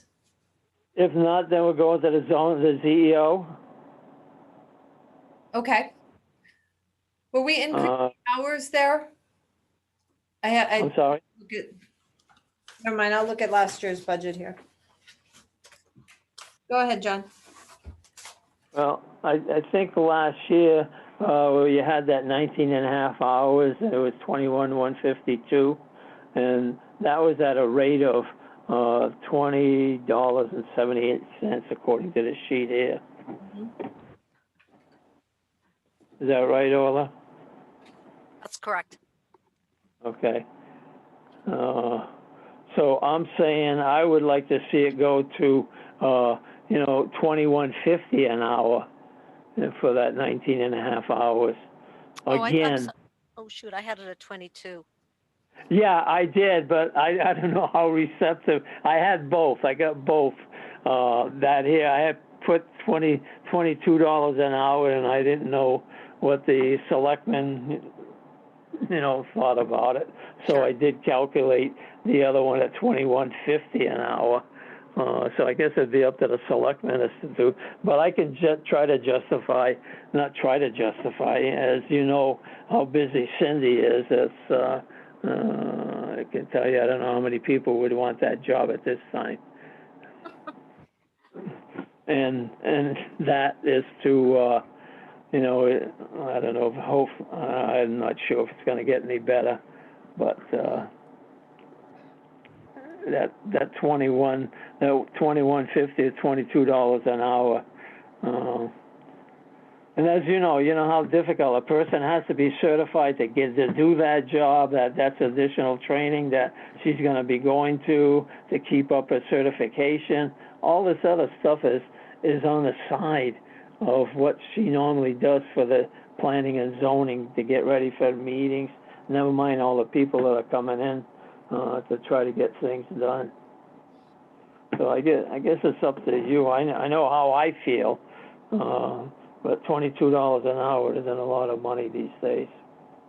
Correct me if I'm wrong, but there was no increase last year. No, what they did, Suzanne, is that the additional hours that were allocated, they rolled that into her salary. So we were able to add to the hours, but because I remember discussing this last year. I just couldn't remember if there was any increase. It was just additional hours. It was just Right, 1.5 hours. It was that money that was available there, I think, I don't know if I have last year's, so Ola probably has it, but. I'm just looking it up here. Just bear with me. Okay, so we increased her hours from 18 to 19 and a half last year. There was no increase in pay. Okay.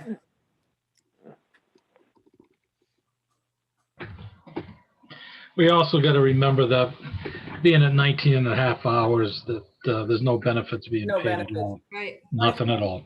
I think we probably would all agree that 2078 is a little on the low side. Absolutely. Oh, without a doubt. Yeah. For the work Cindy does. She And puts the certifications and everything, I would not argue with that one bit. No. And I think we were advocating last year for an increase, but I Right. know that they were all taken out. And So did we keep it So, at the 22? It looks like we're keeping it at the 22. It's good. I'm good with it. Yeah, I'm fine with that. I'm good with it as long as we can make it all work out. And as for the secretaries, I think we should wait and discuss that at the end. Well, it can still be the department proposed, right, Orla? Absolutely. Okay. Yep. Yeah, that way is that nobody blames me. I'm gonna say, hey, I tried to do something. The selectmen said no. Just kidding. Oh yeah, so you want us to take the blame? You got it. Yeah. Okay, I just filled in that column for selectmen proposed for the CEO salary, but I've Okay. left everything else blank. All right, thank you, Orla. And there's just one more thing, John, if you want to add that you're adding another professional affiliation. You're adding the CFPZA. Yeah, we had that before, and I don't know how come that fell by the wayside, but that's a quarterly, or I think quarterly. You get that paper. It's from Steve Burns, which is the attorney. Him and his father's written books about planning and zoning, and he's the guru, so to speak, if you want information on planning and zoning regulations. And it's very informative. For me, anyway, I enjoy reading all the changes, like proposed changes to zoning laws, agent, single-family zone. So that affected. I was just reading something off this last one that we got. So apparently it's a quarterly because it's 20. So, but I couldn't find how much we paid, and I think it's only Orla, you looked it up, didn't you? I think did, it was yeah. The last time we under- paid it was in 2018, and it was $110 for annual Yeah. membership. Yeah, I don't know if they don't correct their mailing list or what, but we continue to get it even if we didn't pay it. But I wouldn't advocate that we do that because it's like I say, I'll get Cindy to make sure we do get resubmit our application or get that Yeah. done. Otherwise you get condensation. Yeah. It's what? I mean, it's just good information. As you know, we have so many new members on that commission, and, you know, they just don't know or have knowledge of background precedent. And this gives you an up-to-date of actual court cases that go before the General Assembly or the Superior Court or wherever they go. So it's good information for me, I can tell you, and I'm sure the rest of the commission can vouch for that. John, what's the increase for professional services? Oh, wait, that's just an estimate. Never mind. You're staying the same. Okay, never mind. I was looking at the estimate. Yeah, it's an estimate increase. Yeah. Okay. You know what? Well, There is an increase of $1,000 on professional services, John. Yeah, We yeah, didn't but that- budget anything for the fiscal year currently. yeah, but that, if you look at that budget 2021, Right. it's got 0 right in the actual. I don't know. There's something fell through the cracks on last year's budget because there's a couple areas that were just 0. I didn't understand that, but And if you look but at the that history professional here, services would include whenever Cindy has to go and talk to legalese and the legal department, which we're doing quite often lately for advice. There's a line item in our council for zoning, correct? Yeah. Or there like- is actually a line item in the legal counsel for zoning, but this, And I propose that we increase that because there was a lot used over the last. yeah, you did. What's really gone into this is certainly in the last few years is zoning reg related Right. and others. Let me just look up and see if I can find, the report that I shared year to date. I don't know where we are offhand year to date, John. Up, up, up, up. Oh. Okay, so we haven't spent very much in professional services so far this year. That's what I wanted to double check, but I can certainly do a quick history. We can either do it now or we can either do it at another time with regards to what typically goes into professional services. But as you can see, there's been a trend. We've always spent money, with the exception of 18-19, but in 20 we spent $1,500. That I think was zoning regs though. Yeah. Well, that, and I know we get some of the free service by belonging to NECOG, but when I was active in doing things like that, I'd go down and see John, and sometimes he would charge for the service, depending on what we wanted to have done, or get professional advice from him. But so I think that's where it comes into, if we had to. But I'm one is just I just like to have the money in there. If we don't spend it, we don't spend it. Give it back. That's all.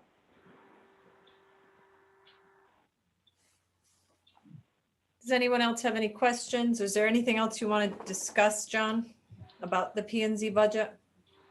No, I think we're good. I just wanted to really get in line, update the secretary and all the work that Cindy's doing. That's all. Mm-hmm. Pay them somewhat appreciative of what they're doing. Absolutely. All right. Okay, the next one will be historian. Oh, that's an easy one. Yeah, Don't Okay, you change. guys finished with me? I think so. Thank you, Cindy. Okay, leave. Okay, bye-bye. Bye.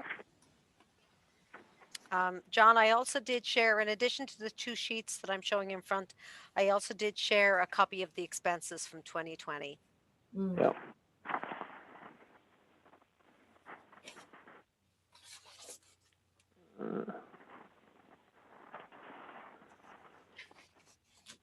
John, I know the Historical Society does do some fundraising. Were you impacted this year quite a bit? Yeah, well, the fundraising, our greatest income, source of income is at Christmas. Yeah. Christmas tree, and that we being Ginny Flood primarily, did that online, but we got a meeting on the 1st of March coming up, the Board of Directors, and it'll be interesting to see what happened with that, but I only can assume that usually, you know, if we get that, is that, you know, $4,000 or $5,000 that we get from that when we're really active, it's probably down to, you know, $1,000 if we're lucky. Yeah. Because there wasn't much to, you know, Sue Vincent that usually does the shopping starting in February or March to assemble all this stuff and go running around. Didn't do that this year, so it was pretty much the stock and material that we had on or left over from last year that they put on the web to sell. Yeah. I don't know how well that went. So you don't have an update on that at this point until your meeting in March? Right, yeah. I mean, I don't have a problem with this budget, just keeping it as is. I don't know what the other selectmen think. No, looks good. Yeah. No, and we, like I say, we being Joy, Martino, myself, and Mark and Paul Provost meet pretty much every Sunday at the museum, and I did bring that up to them, that I know the town is going to try to maintain a budget somewhat without big increases, and they felt okay that, you know, with that 5,000, we appreciate it. Yeah. Okay. So we move on to building committee? All right, if I can find that one. P&Z, throw that one there. There's not much on the building committee, if I can find it, which I had.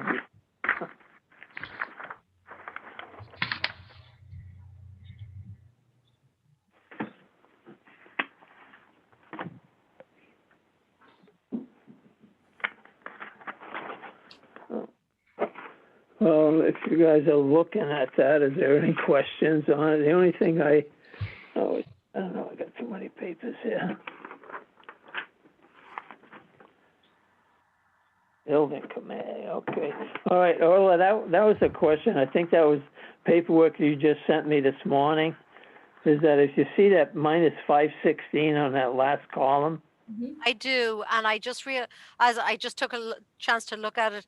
It's just remember where we decided to move the special meetings away from the recording secretary line so we could break them out separately. I just hadn't carried the formula over on the right hand side. So the revised total amount is an increase of 284 for the recording secretary for both roles, for both sets of meetings, and the overall increase for the entire budget is 284. Okay. And I'll I'm send you good the with- revised sheets. Yeah. Yeah, everything's good. You know, I just anticipate, you know, Danielle doing a lot more work this year once we get that roof going. But there again, but you do have that $800 in special meetings, so that, and hopefully that new charge that you had given the building committee, they won't have too many subcommittee meetings that Danielle has to set up, you know, with that Bull Hill and a track at the school. I think this will work. Yeah, so what we're looking to do here, and as you see on the screen, is originally we had engineering and assessments as part of that recording secretary. We're breaking it down. We'll have two separate lines, Yeah. regular Yep. monthly recording secretary charges and then additional special meetings. Yeah, we're pretty good. We're that engineering assessment. Yeah, we should be all right, because I think it's just a couple of meetings that get organizational meetings after we get that town hall meeting done, the referendum and stuff. We should be okay.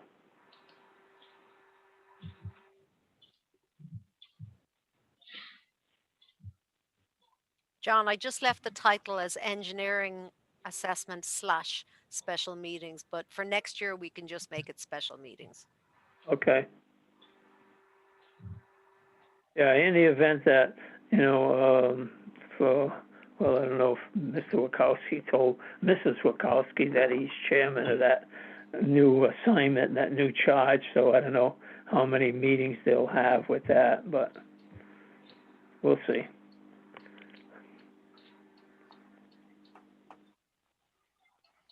Okay, this Oh. seems pretty straightforward to me. I don't know if the other selectmen have any thoughts on it. No, it's good. No. Okay. Thank you, John. All right, you're welcome. I'll send you the Thanks. revised sheets, John. Okay, Okay, thank you. all right, bye. Bye.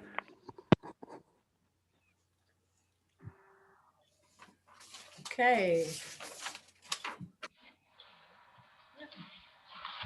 Moving on to building office. And unmute the, Yep, you're unmuted. okay, you got it now? Can you hear me? We can hear you. How are you? I'm okay.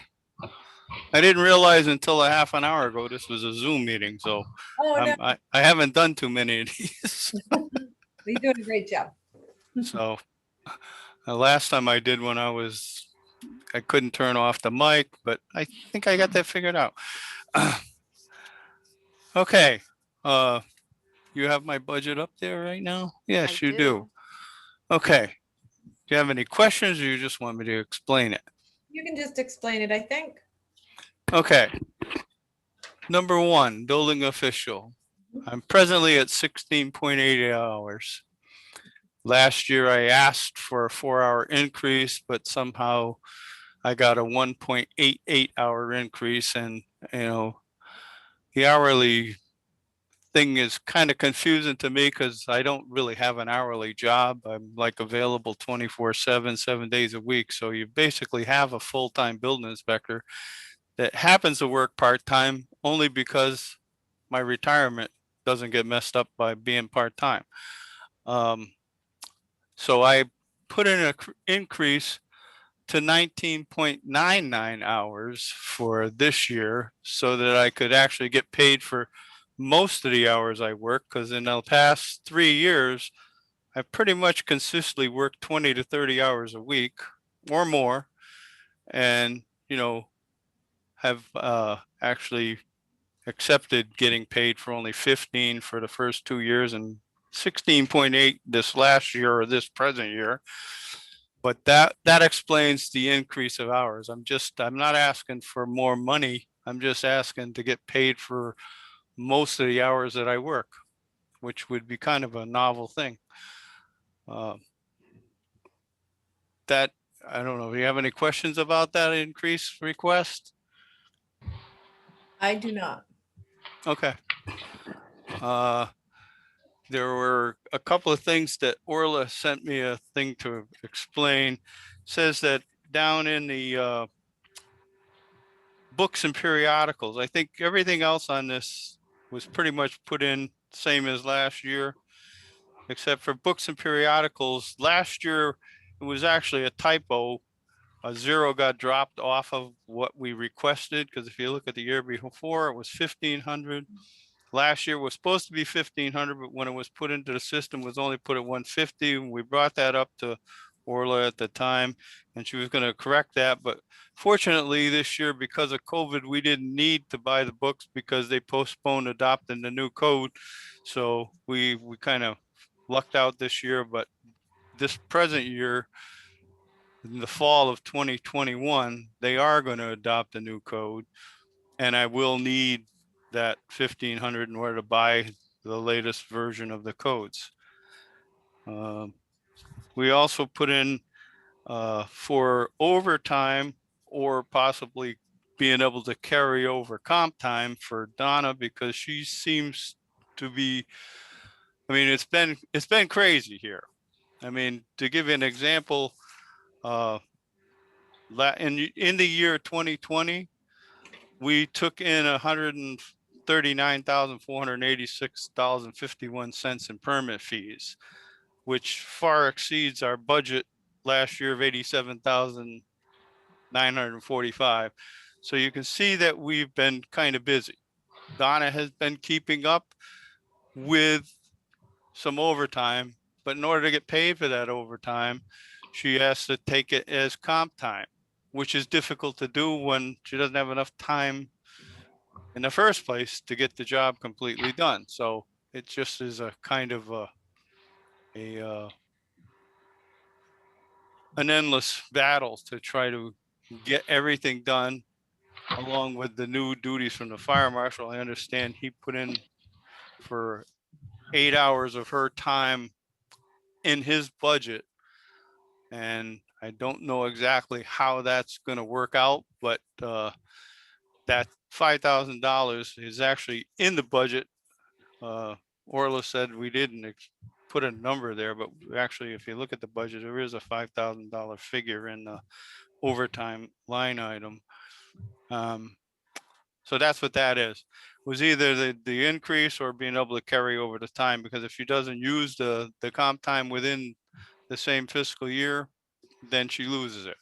And I'd hate to see her lose it, because she is putting in I mean, she's doing the job. She's doing the job of 1.5 people, and she's been competent for many years here.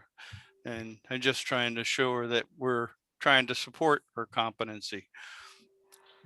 And Terry, just so you know, the numbers that I got from Donna didn't include any dollar amount for overtime. That's why there's nothing in there. That's why I left it blank. yeah, but if you look on the thing we submitted, let's see, where the heck That's is what it? I'm looking at. What am I looking at here? I know I just saw it. On the spreadsheet, if you scroll down, it says extra hours. Assistant, well, then it says assistant building official. 6 hours, right? And it says department proposed, says 5,000. No, it's, for some reason, it didn't come over. I don't have Oh. that listed. So you're proposing five. See, I thought you just wanted to create a line, but we're going to add money to it, right? I So think you're what we- Right. proposing 5. Yeah, it's on mine. I don't know why it's not on yours. Orla, can we possibly potentially look back and see how much comp time Donna accrued? And Sure, Terry, absolutely. just so that you understand, we discovered this year through union negotiations that the comp time cannot just disappear, that it has to be paid out. So that's something that we have to think. Oh, okay. Well, that was her concern. Can she, Right. it No, wasn't, you My- weren't able to get it paid out, and she couldn't carry it over. So it's like, I put in the time, I should get compensated, and I Right. agree with that. And my biggest concern is that her accruing the comp time all the time, she already has vacation time and personal time that she can't possibly use. Correct. So if we can kind of get a calculation and feel for how much comp time she's accrued in the past year, during Okay. being as busy as it's been, at least we can get a feel for how many overtime hours she might potentially need. And I think it might be better for us to plan to pay the overtime out rather than just giving her comp time. What are your thoughts on that, Terry? Well, that would be fine. I just hate to see her lose the time, because she certainly does put in the time, and when it needs to be done, she'll stay and get it done. And, But it's become this vicious cycle of taking Yeah. comp time and then still having vacation time that hasn't been used. And she's just Right. never going to get it all used up within the year. And then every time she's out, things get backed up again. So it's a exactly, it's a vicious cycle, because you can't, you can't take off any time, because you come back and what you would have done during that time still waiting for you. Exactly. You know, There's nobody else doing it for her. so I mean, that was the whole purpose of putting in that dollar amount, was it was a guesstimate of how much it would actually take in order to keep her. And I think maybe we can get a better feel for what it might come out to be. Okay, I can do that with her, and we'll get Well, you. I think Marie might have record of it, but if Donna has record of that, maybe she already calculated it. So yeah. Yeah, I mean, she's in the office here. I could ask her if she knows, if you want me to do that right now, or do you want me to send you something in writing? You can just send it along to us. Okay, But that's fine. But you're saying she had requested 5,000. Yes, she had requested 5,000. Okay. And the only other item that wasn't in last year's budget is a capital improvement for a file cabinet, fireproof filing cabinets of $2,500. And that is because we got 2 new streets, which are gonna increase the volume of what documents we have to save. I mean, we don't have a choice. We have to keep them on file as long as the building is in existence. So we can't like get rid of anything that we have. I think some of the demand will diminish because we'll be able to save it on the cloud and going forward because of the new software package that we're trying to get up and running completely. But we still need, I mean, we're running out of space now and we know we're going to need more room, at least one more filing cabinet. Hopefully we won't need one after that in the Terry, future. did you get one this year? Did we get one this year? Yeah, why did I think you had gotten a new fireproof cabinet? I don't, hold on a second. Donna, did we get a fireproof cabinet this year? We did. Oh, and you need another one? We need another one because that one, when you readjusted the files is it's already full, Okay, you know, so yeah, okay, we did get one, but we need one more. all right. And that's pretty much all. That's what it is. I mean, I did add that a fireproof cabinet to your office supplies. Just it being less than 5,000, as opposed to creating it as a capital item. You'll see Okay. up here, I just included in your office supplies. okay, that's fine. No problem. And that's pretty much, any other questions? I think Questions? I've covered everything. Questions from the selectmen?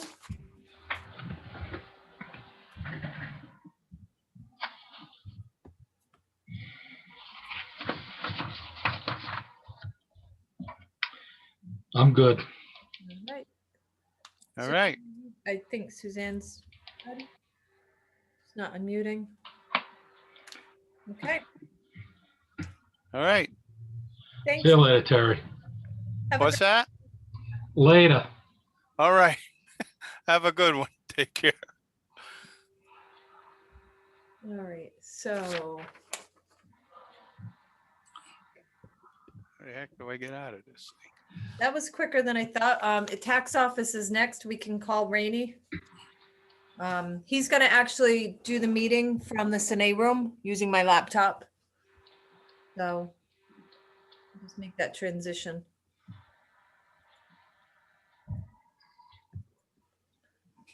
I will be right back.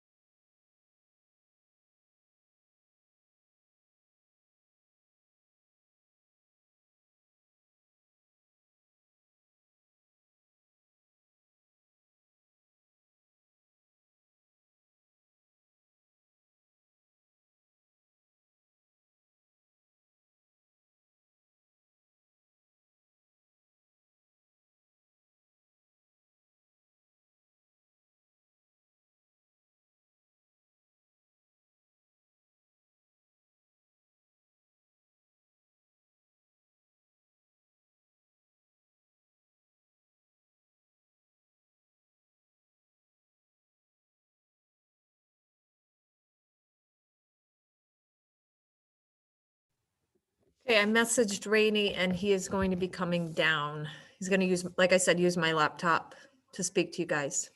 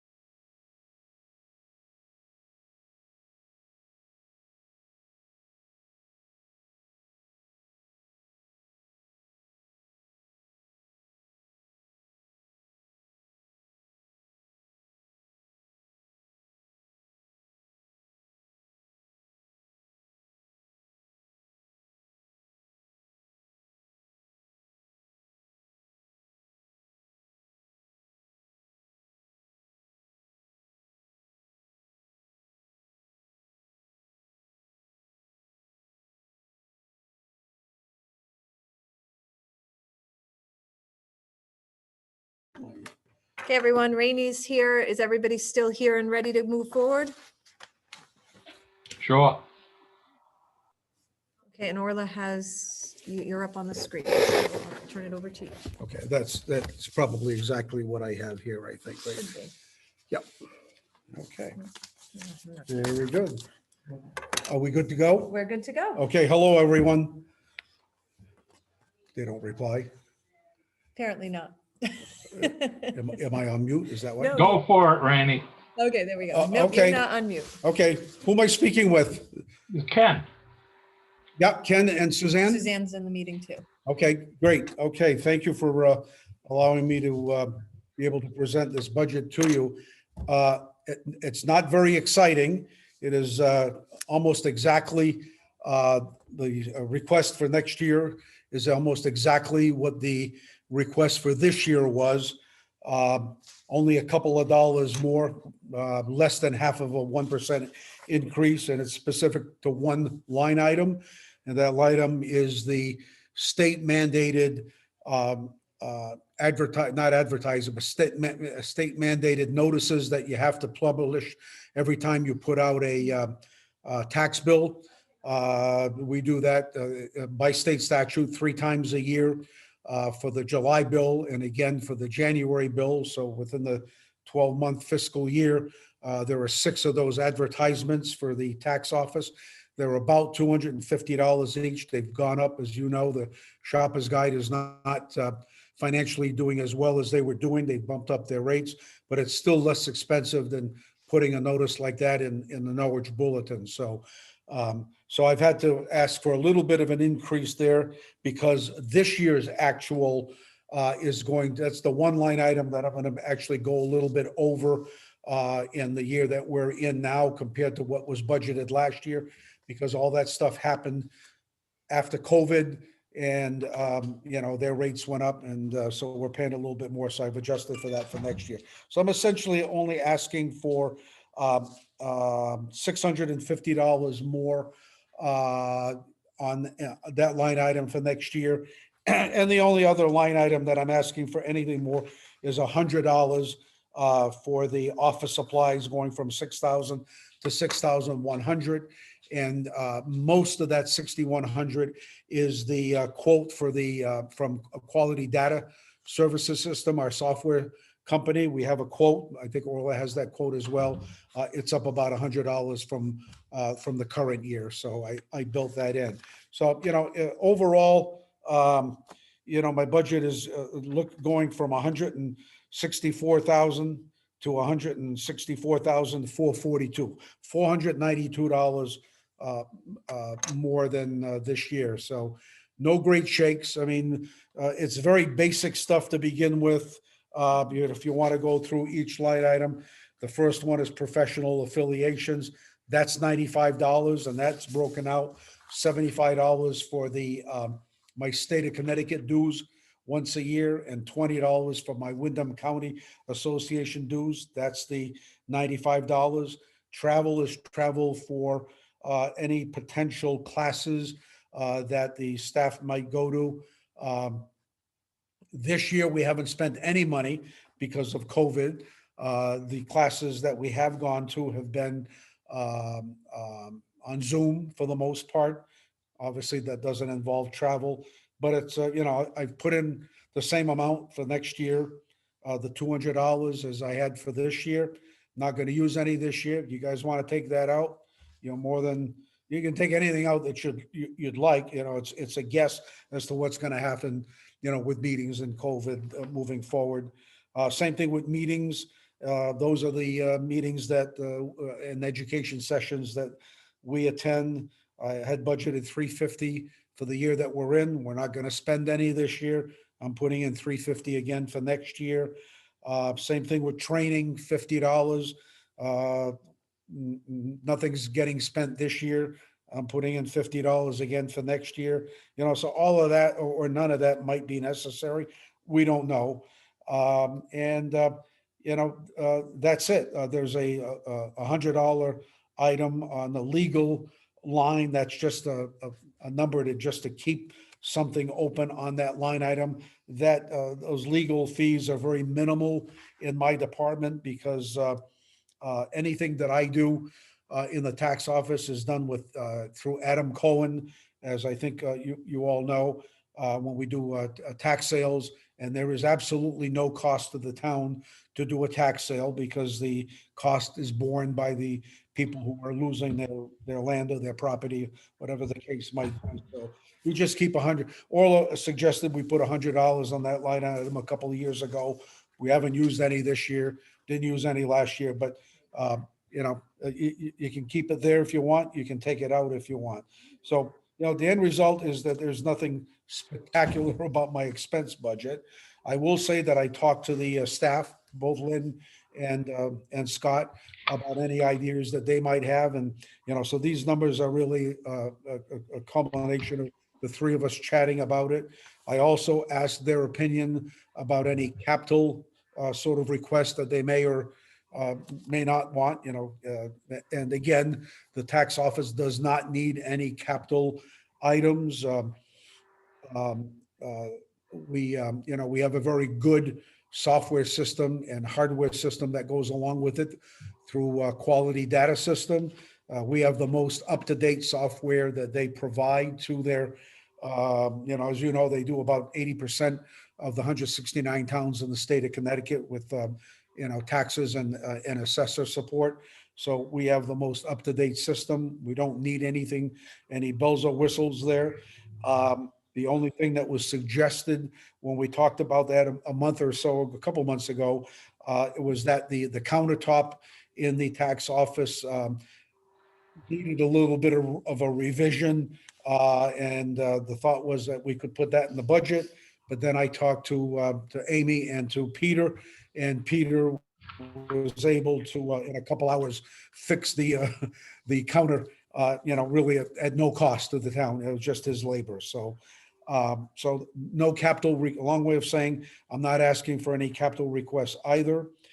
The only other thing that, a couple of things that I'd probably like to mention, if I have a minute here or two, is that the experience that we're having this year because of COVID is a good one. I've tried for many, many years to get as many taxpayers as possible to pay either online or by mail. And as you all know, a lot of people still like to come into the tax office. So that changed a lot in this past year with COVID. We've had a nice increase. Actually, we've had a 68% increase in the number of online payments, people who are paying by debit or credit cards, from their home, keeping them out of the office. So this year we did 1,108 credit card transactions, totaling almost $300,000. That's a 68% increase from the previous year. And also this year we noticed a lot, even though the office is open for business, face to face with a mask and the precautions and stuff, that we've noticed a lot of people who usually come in, and a lot of people, come to pay their taxes. It's you know, it's something that in some ways kind of corny, but they look forward to coming in and chatting in the tax office about taxes, about what's going on around town and stuff. So, you know, for some people, it's a day out, but, you know, but this year we have noticed a lot of people, a lot of customers who have sent in through the mail their tax payments and have not come into the office. So, and I think once that's happened now, I think we'll continue to see that happen, because I think those people got to be saying, well, you know, it was pretty easy to throw a 50-cent stamp on the envelope and not have to bother going to the tax office. So I want to point out those couple of things.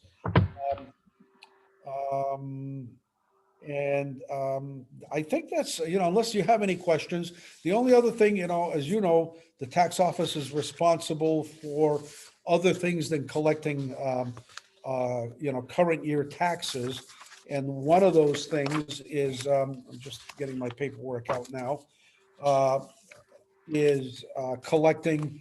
Rainey, just bear with me. I'm just going to share that document, okay? I'm sorry? Just bear with me. I'm going to share that document. Are you talking about your revenues? Oh, yes, I was going to talk about the interest and liens on the prior year taxes, the transfer Sure. station stickers and the building fees. Okay, just bear with me. I'm going to send you that document.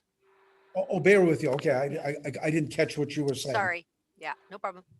You want me to wait? Is that what you're saying? Yeah, just give me a Okay, good. second. Oh, perfect, good. Yep. Yeah, I provided that to Orla. Let me know when, Hey, Rainey, yo, is Scott still helping out throughout the building? you mean covering? Yeah. Yes, yes, he covers, as you know, Scott, work week is 32 hours a week. 10 of those hours are regulated strictly to TWPCA activity, because the town TWPCA authority contracts with the town for 10 hours a week for the tax office to do their billing, credit, and collection. And that's Scott's main, you know, he's the point person there for that. So he, on an average over the course of a year, he spends about 10 hours a week and does a very nice job doing that.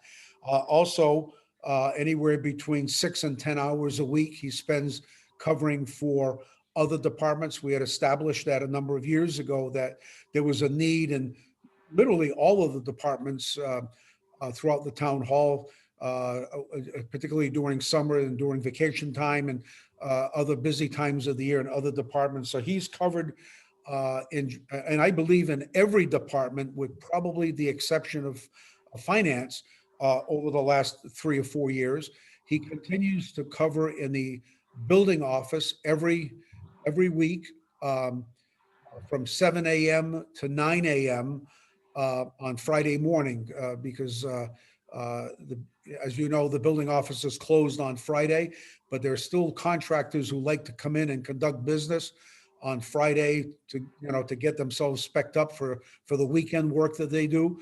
So they all know, we've gotten the word out successfully that Scott is there every Friday morning from 7 a.m. to 9, and he takes care of whatever business needs to be taken care of there, and also helps out Donna with her filing, you know, when he's not dealing with a customer, and other things that Donna leaves him on Thursday.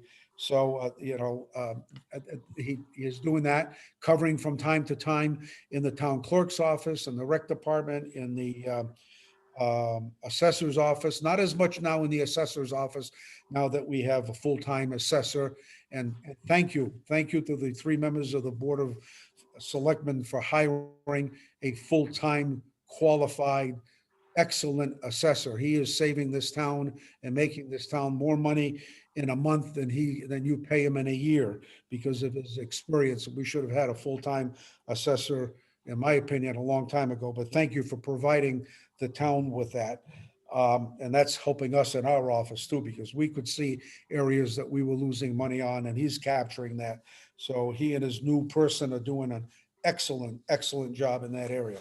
So Scott hasn't been covering quite as often there, but he does cover there from time to time. So yeah, the short answer is yes, he is. But I never keep anything short. Cut me off.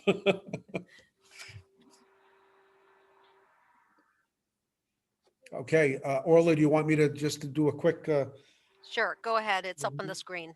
sure, okay. I always, besides the current year taxes that, I don't determine how much we collect in current year taxes. That's a byproduct of, what is determined by the final budget, the taxpayers, with the Board of Finance sets as the mill rate and what needs to be collected after all of the other revenues are in. So you kind of, Orla and the Board of Finance back into that number, but the stuff that, the other stuff that's out there are things like motor vehicle supplement.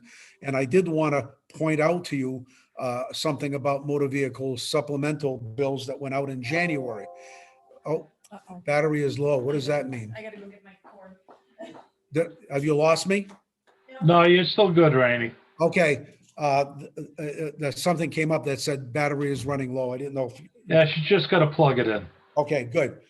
So motor vehicle supplement, I don't know if you guys have met with Paul yet for his budget, but if you did, he probably told you that the motor vehicle supplemental bills this year were way down because the state of Connecticut is running about 4 to 4.5 months late, behind schedule. So where we budgeted $230,000 at this time last year, when we put the budget together for motor vehicle supplemental bills, we're not going to collect anywhere near that this year because the total amount of bills that we even billed out was only about 200,000. I think it was $203,000. So even if we collected every penny, which we wouldn't in a 6-month period, but even if we did, we'd still come out about $27,000 short of budget. Not our fault, not Paul's fault, not anybody's fault, but the state of Connecticut.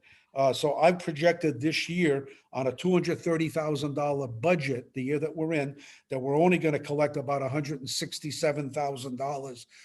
So we're going to run behind in this year's revenue. So you should know that. I know that Orla knows that, because we've talked about that, and Paul, the assessor, knows that, and Amy does. So you guys ought to know that as well. So next year, I'm being a little more conservative because I don't know if they're going to catch up with supplemental bills for next year. So Paul and I talked about that, and I budgeted $200,000 in the 2000, the last column, the 2022 budget, which is down from 230,000 that I fully expected to collect this year. But again, that's not going to happen. Randy, you're going to see didn't they go to a 3-year registration, if I remember? Yes, they did. And that's going to. And that's going to have an impact because people don't have to pay their taxes every 2. They'll Correct. put it off for that additional year on top of it. Yep, you're on top of that, Ken. I'm impressed. That's good. Yeah, and that's an important factor because we have we collect about $2.5 million in motor vehicle taxes in any given year, and probably about 35, a third of those people don't pay in the current year. Those are the people that we call the 2-year people, and they come in to pay every 2 years when it's time for them to re-register their vehicle, because if they don't pay, because we've got them blocked at DMV, and they know, most of those people know, because it's, that's the way they do business year in and year out.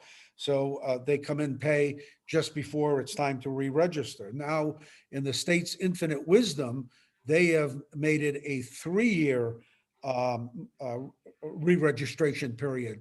So we're going to be waiting for those 30% of the taxpayers 3 years to get paid on motor vehicle bills. So that will have, it's sort of a rolling thing, but it especially in the first year, it's going to have a negative impact on tax collections there.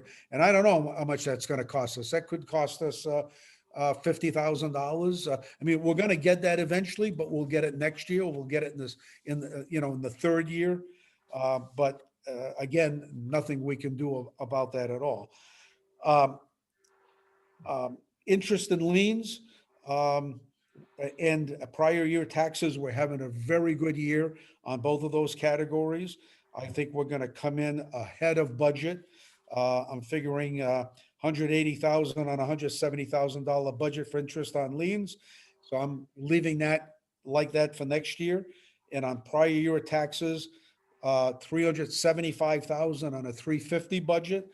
And I'm thinking next year, and that's without doing a tax sale this year, because we can't do tax sales because of COVID. So next year, if we do some tax sales, I think we'll might even do better. So I'm telling Orla that I think, and telling you guys that I think you can budget $400,000 in prior year revenue for next year.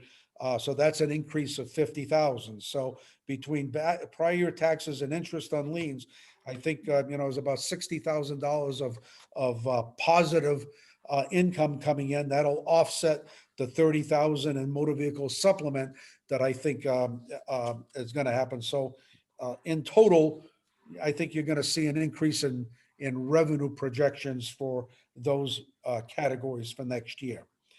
You may see an increase, but you're still going to see that 1 year lag in the delay in the Yes, you are. automobile taxes being paid. We're going to feel it in the first year. I totally agree. Yeah, hard to tell what that's going to be, but it will have a negative impact. You're absolutely correct, Ken. Yeah.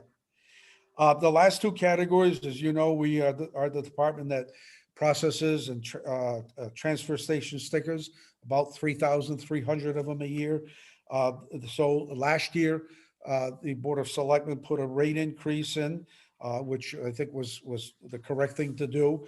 That's at $200,000. And it looks like right now we're at $192,250 through the month of January, but that period is almost done. The only things that we're collecting now are people who are coming in for the 6-month stickers, half year price, and new people who move into town, and people who go to Aquatic Lake during the summer and buy one for the summer. So I think we're going to hit I know we're going to hit our $200,000 budget for this year. And I put 200,000 again for next year, because that's not up to me, but I'm thinking that when you guys did the rate increase last year, you might not do one this year. If you're going to do one, then that 200 can become something greater depending on what you guys decide to do. That's totally up to you. Building fees, building office is seeing a great year. The budget was up for this year to 100,000. We're already at 88,000 through 7 months with 5 months to go. And if you think about it, the next, 3-4 of those 5 months are good building months.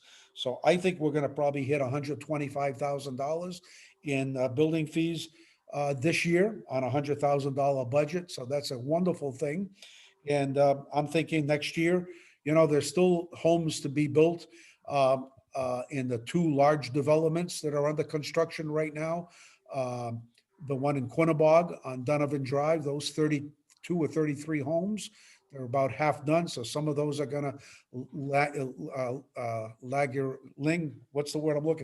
linger into next year. And also those 18 homes on Madison Avenue up in back of Orla. So there's a lot of new construction. We're also seeing new construction in different areas of town, Heritage Circle, Fabian Road, Bros Landing, off of Spicer Road, Logan's Landing, where Sharetti has his development. So I don't see any reason why we couldn't hit $125,000 in building fees next year, unless the economy bottoms out, and then all bets are off. So those are the things that I'm thinking about in terms of my budget on the expense side, revenue budget of things that I control, or my department controls, and be happy to answer absolutely any question that any of you have. Hey, the only thing, Orla, we need to put into that, into his heading is where you got the 10 hours for WPCA. Also, that Scott is a floater in the building, because that is not on the narrative. And the placeholder where it says 100, why don't we do like we did with the others and just drop it to the bare minimum, $5, whatever, and make that correction as well. Ken, are you talking about the legal? Yeah. Oh, sure. Yeah. Yeah. I mean, we've got a couple others that we did at 5. Just leave it at the bare minimum. just to, $5 just to keep the line item in place. Correct. That makes sense. And just make a notation that Scott floats, you know, I can't remember how many hours we had figured, Rainey, that goes back when Scott was hired back in Well, 13. It was about 10 hours, some hours, Yeah. some weeks he was working more than that, some less, but on an average, I would say 8 to 10 right now. Yeah. Yeah, so I mean, you got 10 hours for WPCA, you got 10 hours of floating in the building. Just so that way the Board of Finance knows, you know, how that position is divided in the building. Yeah, I agree with you, Ken. Yeah, it's important that they know that Yeah. those 32 hours are not all in the tax office, that, you know, the first 10 is dedicated to the TWPCA, and the town gets reimbursed from TWPCA for that, for that salary. So it's Yeah, not, and a notation of that should be put in as well. right. Yep. Yep. Good. Anything else? I'm always happy to talk about my office and taxes. I have a great team. Just so you all know, I am blessed by having a wonderful, wonderful, a good experienced team and knowledgeable team. And, you know, I think the tax office and the assessor's office are critical in putting out positive impact on people who come to visit us each and every day. And I'm seeing a lot of good stuff coming out of both our offices right now. So I think that's important when it comes time to vote on budgets. You know, people are feeling good about when they come into the town hall and get, you know, get the information that they want on a timely basis. So I think the entire town hall is doing a tremendous job right now under very adverse conditions. So kudos to the Board of Selectmen for putting a great policy in place for us. Any other questions? Thank you, Rainey. Okay. Yep. Okay, Thank you, Rainey. I think you guys are doing a great job too. Thank you very much. Who was that? That was Suzanne. Suzanne, Dan, okay. Thank you. I'm here. I've got something going on at home. I'm trying to do two things at once, but I'm Yep. listening and I want to say that I think you guys are doing a great job. Well, thank you. It's a team effort. You know, it starts from the Board of Selectmen working down, and thank you. You got a great team going on. Yep, I agree. Okay, thank you much. All right, Rainey. Safe, yeah, Thanks, Rainey. thank you. Who's the, Okay, next is gonna be animal control. I just have to go and grab Jan. you want me to get it for you? Yeah, let her know.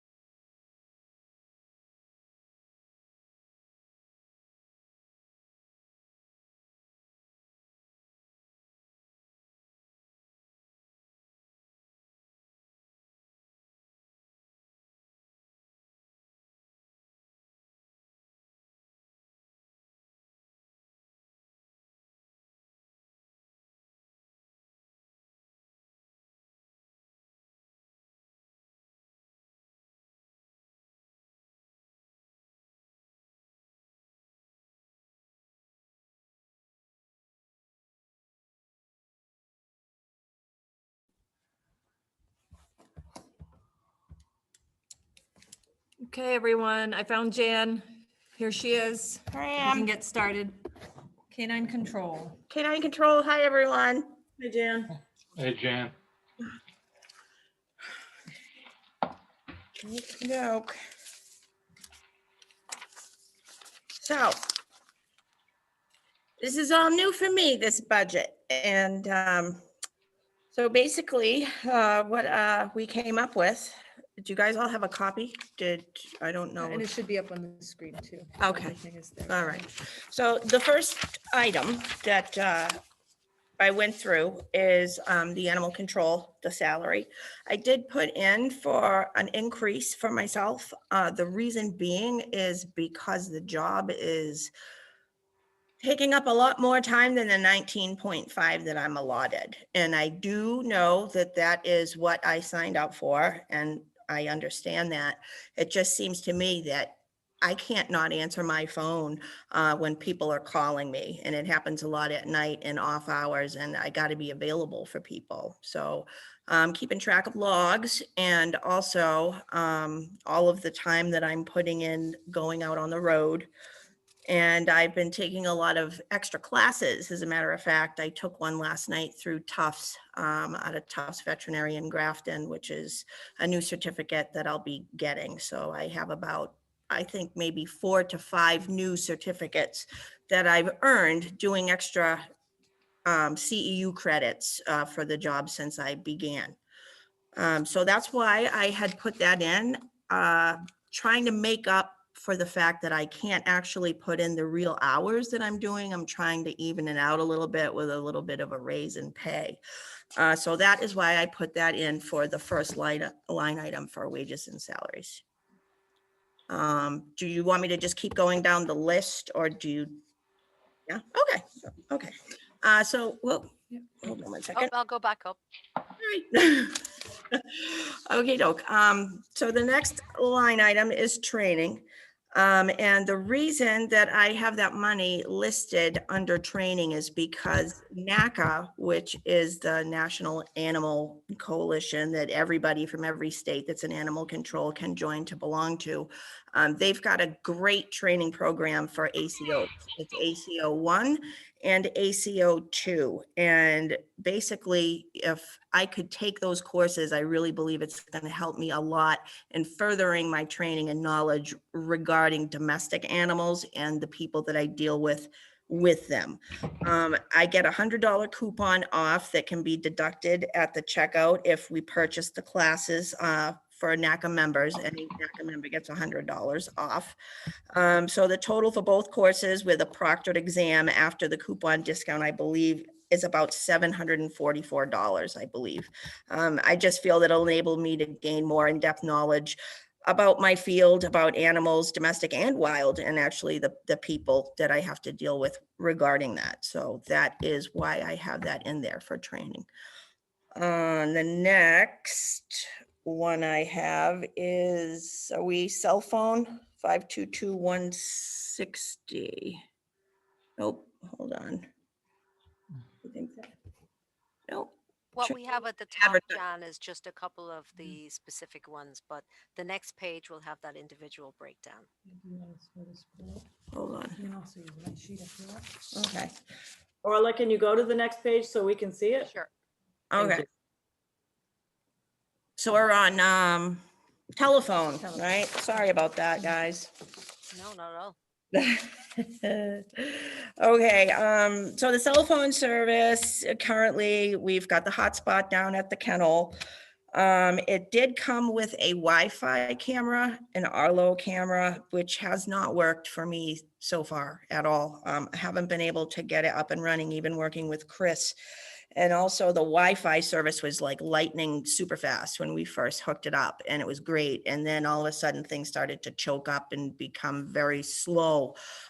So I would shut other things off and just have one computer just to try and get things done or downloaded. And it would still take, like, trying to download the camera app took like 40 minutes and it would time out. So I got with Chris, asked him about it. And he said somewhere in the fine print of that Verizon contract states that the first such and so many gigs are are fast. And then if you want to continue to keep your internet fast, you have to purchase an extra plan or an extra amount of gigabytes or something on the plan. I don't know the terms of it, but that's basically what he explained to me.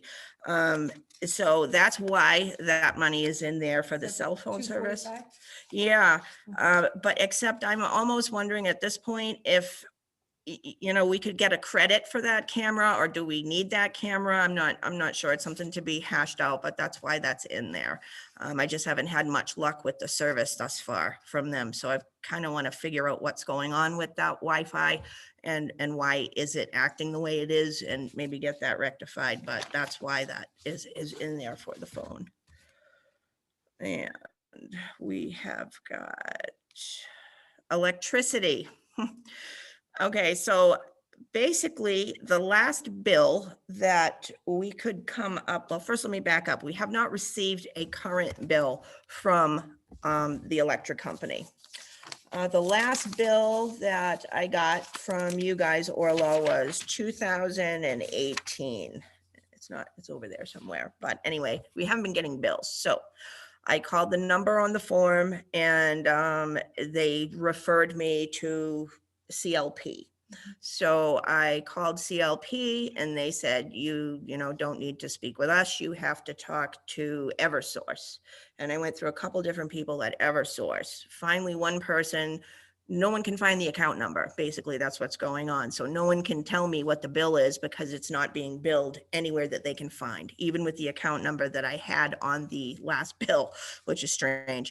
But anyway, I'm working with the electric company today, back and forth. I just took a picture of the meter. They want me to read them all the numbers in the meter number to see if they can research it that way. And they're going to be getting back to me so I can get the bill actually being sent to the correct location and being billed to the right department, because that bill was under Board of Selectmen's office in Thompson.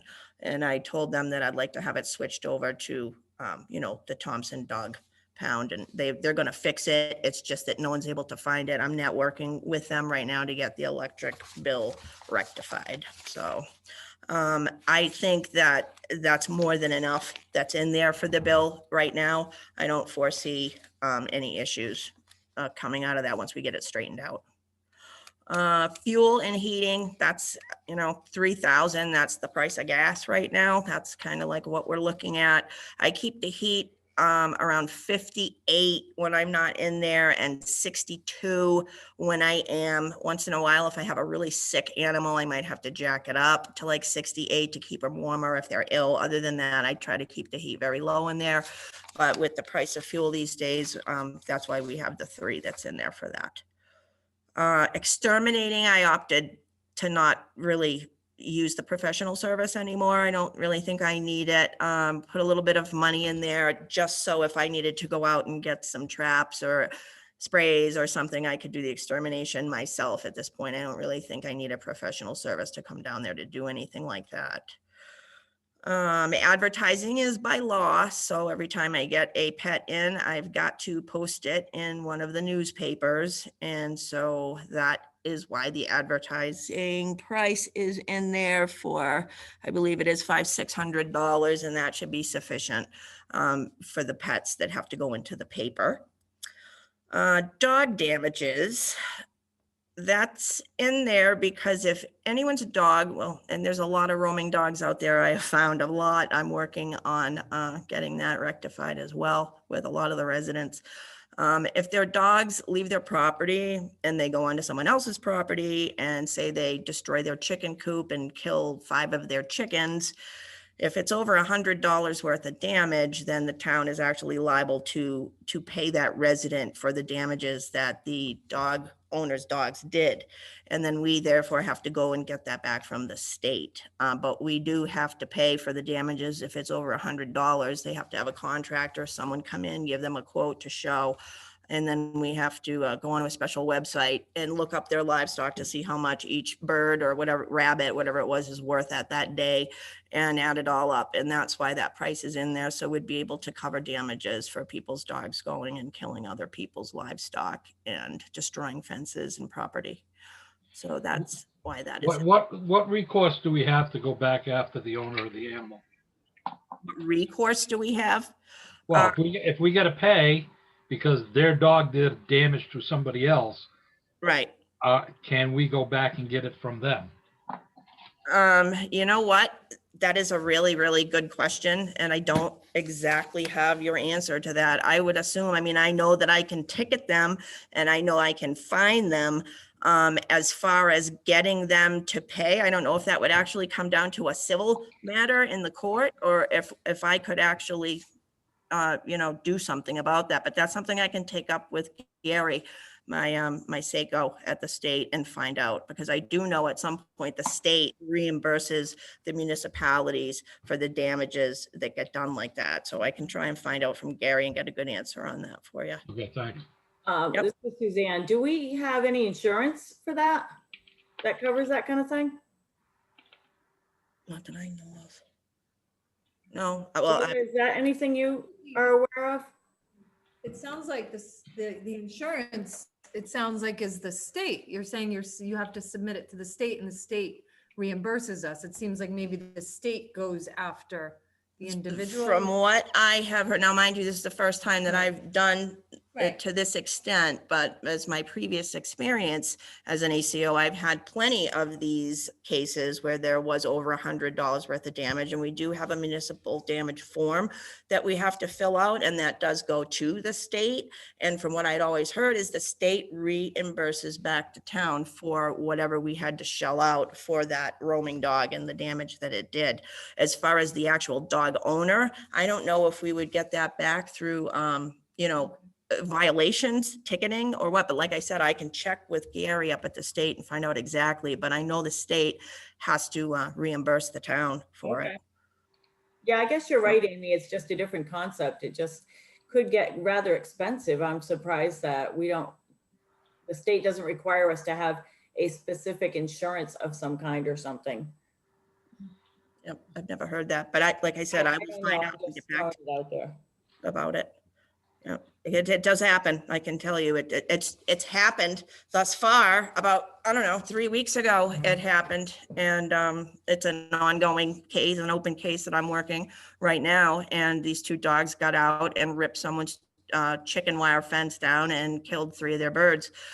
From what I heard, the person that owns the birds didn't want to be reimbursed, didn't want to talk to me, didn't want anything to do with the case, but said if the dogs are on his property again, he's going to shoot them.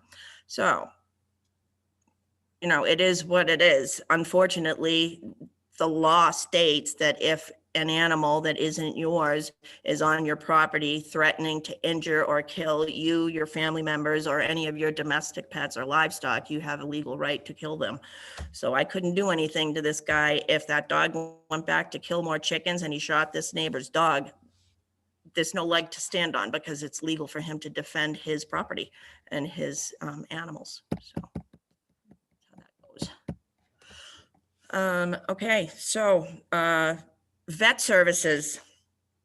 This was the big one for me, because it's like, I've got 2,500 in there, and that was cut way down from what I originally had.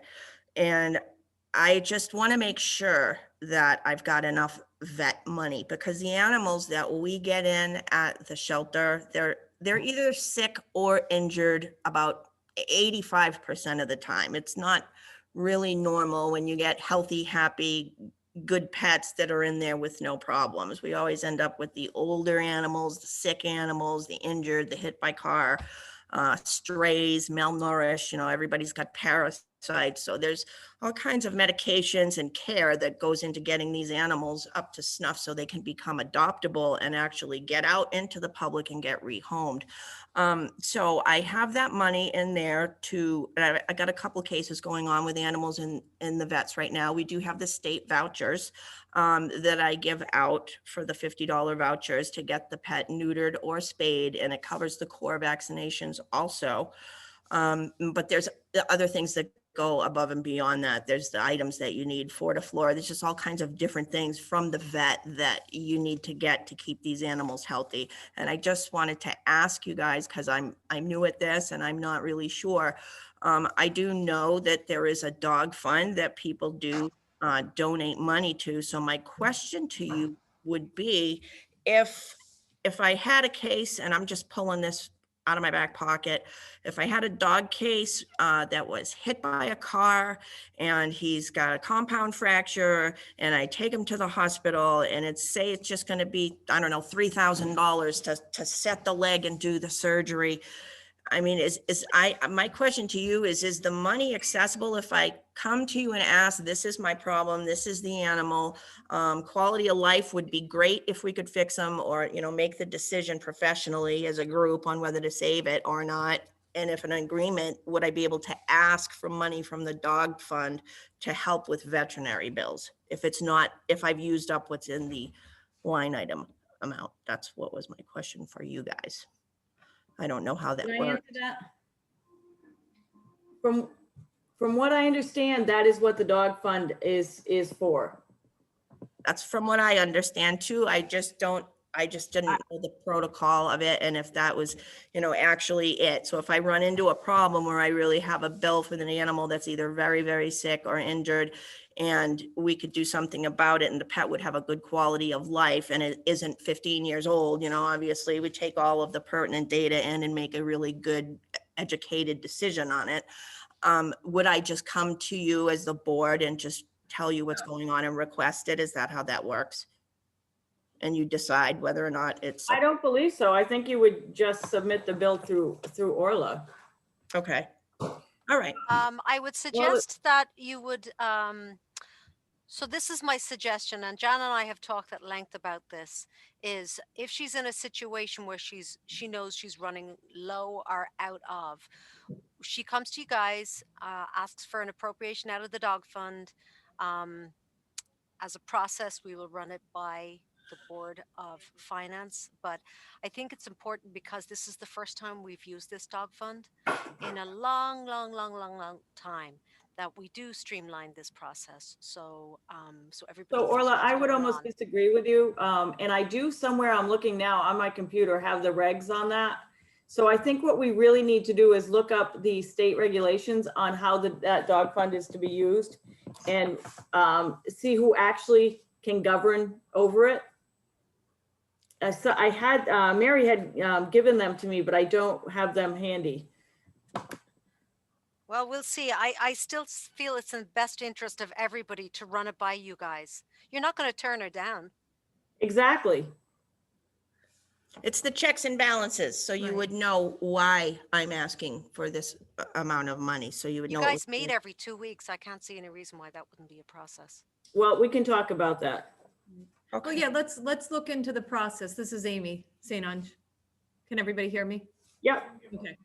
No, I agree. Let's look at what the state meant, or what the guidelines are. Guidelines are, right. Follow those guidelines. Okay. Perfect. Maintenance and repairs. The reason why that is up there, what do we got? 5,960. We need to we need to replace some items that are down there right now that are on their last leg. For instance, number one, the heater. That is on its last leg, and I was told by the gentleman who came down to maintenance it and clean it up and light the pilot to get the heat going, that this thing, you'll be lucky if it lasts you the winter. If it lasts you this winter, you're a lucky girl and good for you, but you're going to need a new heater come next season. So I said, all right, we'll try to get that into the budget. And then the well pump box kept blowing, and I had the people come down to look at that, and they told me that the air pressure tank for the hot water in the well is from 1980 something, and it's basically done. It's not holding the air pressure anymore, which is causing the well pump box to break and blow out. So he said if we didn't replace the air pressure tank, I was going to blow out this new box that he had just installed. So I tried to put that in for the budget as well, so we don't keep blowing well pump boxes. We might as well fix the source, and that would be the air pressure tank. Upon state inspection, Gary, who is my Seiko, mentioned that we need to have an exhaust fan installed in the kennel. it has to be put in its state parameters. So he told us that needed to get done, and we promised him that within the amount of time allotted, we would get the fan in. So things of that nature need to get done. So heater, air pressure, container, that big cylinder that's down there, and an exhaust fan. And then there's just, your regular maintenance and repairs coming in. So that's why that number is high, the way it is right now. Once we purchase these items and get them up and running, it'll go right back down. It's just kind of replacing what's old and worn out and trying to get some new equipment on there that's going to be efficient and run efficiently for us. And we've got other supplies. Other supplies is at 1,000 because there's just a lot of other supplies that I'm gonna need to get. Items that I'm gonna need. For one, I did take the Connecticut gun course, and I'm going to be getting my LTC, and I'm gonna have to be purchasing a 410 shotgun with ammunition. I'm gonna need to get a really good pair of bite gloves, which I don't have. I need to get a stretcher for dogs or animals hit by cars that are large enough so I can get them on the stretcher and wheel them off the road. So, because I can't pick them up literally, you can't move them, you have to secure them while they're in the street. I'd like to try and get a large animal sling, like for instance, the horse that wandered off into the pond a few months back and got stuck in the mud. The fire department had to go down, and they were asking animal control, do you have a sling, like a horse sling to put under it and you could winch him out? And they didn't have anything. We didn't have anything. So there's other items like that just that go along with the job. That's why there's $1,000 in that. I also wanted to let you guys know that I've signed up and am taking the Connecticut State Nuisance Wildlife Operators course in March. I believe it's March 12th. And that's being held by DEEP. And what that will do is that will allow me to not only handle the domestic animal calls, but the wildlife ones as well. So it will get me more in tune with the best ways of trapping, and the best ways of euthanasia.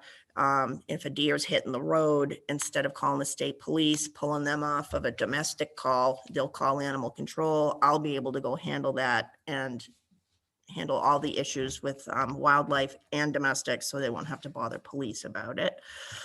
So that's why that's in there for that. And then we've got chemicals and cleaning, 300. That's okay. I don't see any problem with that. And food is 250 because I get a lot of donations, and people around here have been absolutely wonderful with donating food and items and things that we need at the pound. So I have actually got a thing going with Target and Killingly where I can go down once a month and pick up dented cans of pet food and bags of litter, things that might expire and they just don't want to put it on the shelf. So I'm networking with the stores as well and getting donations from them. So that's why the food cost is low. I don't think I need any more than that in there. I don't think I'll use what's there. So, and I think that is all of it. Did I miss anything? Nope, I think that was everything. Okay. The only other thing is the capital request. Would you like me to bring that up on the screen? Yeah, we need Okay. a roof. Do you think 3,000 is enough for the roof? I don't know. I don't really know. I need to get quotes for the roof. Is that what you put in, was 3,000? For Yes. capital? Yeah. That's just a straight roof, isn't it? It's just a basic, it's a small roof, but it's a pitched roof. It's What do you pitched. mean straight? I mean, there's no, it's just a straight roof. It's not it's a pitched roof. It's not a flat roof, but it's straight. Yes. It doesn't have any, why, would it be beneficial to get a couple of estimates maybe? I would say. Yeah, I think that could help with what you actually want, to put in there. no, and I agree. And I'm wondering, Orla, again, when we decided to open up, when the board decided to reopen the animal control services, technically I thought the dog fund that we were going to pull repairs from the dog fund. Yeah, we did. And this certainly can get done so, but I think we'd have to check the balance. Yeah. You have that on hand, Orla? That was one of I the things. don't. You don't? Nope. Okay, can you get that for us? 'Cause Yeah, absolutely. Yeah. that's kind of important. If we can have, I have the bill someplace, I think, just what we've spent so far on repairing the building. I do too. Um, Jan, just so you know, I had a roof put on my apartment house and they can actually do it remotely. They don't even have to go out and look at it. A lot of places can give you a quote by Square footage or something? by using some websites that they have that will tell them the size and the dimension and all of that of the doghouse, of the dog pound. All right. Well, that sounds good. It's not that big of a building. I mean, I Right. don't, but 3,000 might be a little, Well, it might not be. I don't know. well, I mean, I think the toughest thing is how much has to get taken off, potentially. That's true too. It's many layers? it is covered in moss. Yeah, that, So that's, yeah. it has to do with how many layers of shingles I learned. Exactly. Yeah. So, Question or a suggestion. I'd like to suggest that now we have the dog fund.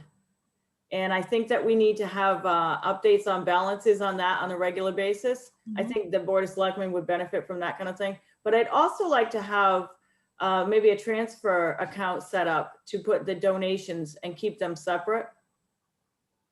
So currently the donations go into the dog fund. That's correct.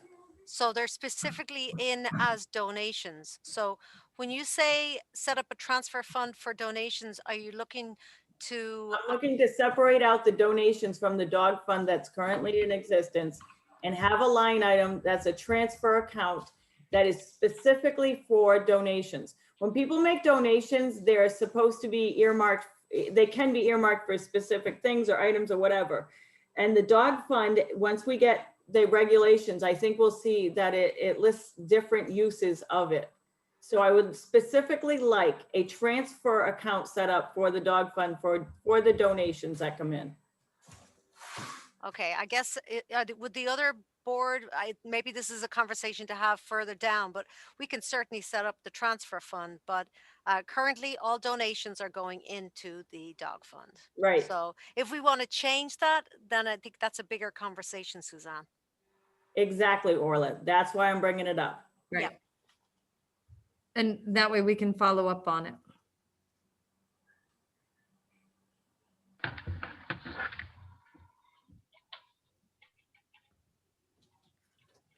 Any other questions for Janet? I think you did a great job. She's doing a great job. Oh, thanks. A little nervous about today. First time doing this, so. You did a great job. Jan, you're doing an awesome job. Oh, thanks. We're lucky to have you. Thank you. I appreciate all the support that everyone has given me. It's been great to know that I can count on you guys to help me through. So super appreciative of that. I know my certificates. If anybody wants to see all the classes, I have like 6 of them I've done. Look at all these wonderful. Hey, Jan, if you got any of the numbers of what you handled to date would be great. You want a list of, you mean complaints, calls? Not complaints, how many dogs you brought in, because Oh, yeah. this is all new and it's gonna be a little hard to grasp. Sure. It'll just add more information because of the budget increases and stuff, what's going on there. Okay, well, I can tell you that I haven't had hardly any dogs at all. I've had more cats than dogs, but I have had one dog that's actually been adopted out and he's going to be getting fixed. And I used to state voucher for that. And then I had a couple dogs in that were just roaming strayed that I impounded and the owners came to pay to get them out of Hawk. So it's probably been 3. It's more cats, which is my nemesis. I was dealing with the cat issues right now. But yes, I if you want, I can send them out a monthly or And any of the something to. complaints or the cases you're working on too, I think. Oh, yeah, no, I Yeah, can. it's just Absolutely. what you're involved with, because Yep. Board of Finance will be looking at that information. Yeah, absolutely. I will get a report together with all my open cases and my call lists and how many dogs I've had in and out. Absolutely. Absolutely do it. It'll help. Yeah. Yeah, that's a good idea, Ken. You're looking at a roof of about 600 square feet on that building. Okay. So that $3,000, it's doable. Oh, good. I mean, that's, that's possible that we could even do it internally. That's not a very big roof. It's 21 by 14. Yeah, it's small. Yeah. And it's not leaking yet. If the plywood underneath is good, then you're just looking at, stripping and put another layer of asphalt on it, roofing. Or you could turn around and say, put a metal roof on it and be done with it. Oh, Is that more cost effective? Yeah, I mean, it's not a very big, like I said, the building itself is 21 by 14 and whatever the pitch is. And, that's not a very high pitch on that. metal roofs would last a lifetime. I would Yeah, definitely. you don't even have to strip it. If the stuff is underneath, fairing strips, put down the metal and do it and it will be in good shape. That might be the best way to go, so. So I just want to let you guys know, I dug out the most recent analysis I did, which was at the end of October. And at the end of October, we had 4,200 available. I don't think we spent a lot since then on repairs. Not 100% 3,000? sure, but we might have spent about maybe 3,000 of that, but it's not all gone. So I'll update this through present and I'll get it to you guys before we meet again on Thursday. Yeah, I mean, the tank, That would be great. if my thinking on the well tank, that's the holding tank that holds the water in the building. And that has an airbag in it that keeps the pressure. And what do you mean, the tank that needs to be replaced, that air pressure tank? Yeah, that's they call it well extra. It's one of the ones out there, and the sack inside, develops a leak and it doesn't hold pressure, and then the pump continuously runs as it tries to build up pressure. Yeah. Okay, that's why he told me that then. He said if we Yeah, that's not that difficult to they're not that replace. expensive. What's that? I think it was $1,200. Probably installed. Yeah, because I called around to get quotes on all like the heater and the air pressure tank and fan. That's why I was explaining away the money there. And once we do it, we're done. And it's going to be forever and a day before we'd need to replace it again. It's just trying to get it back up to par. I definitely don't want to blow that new well pump.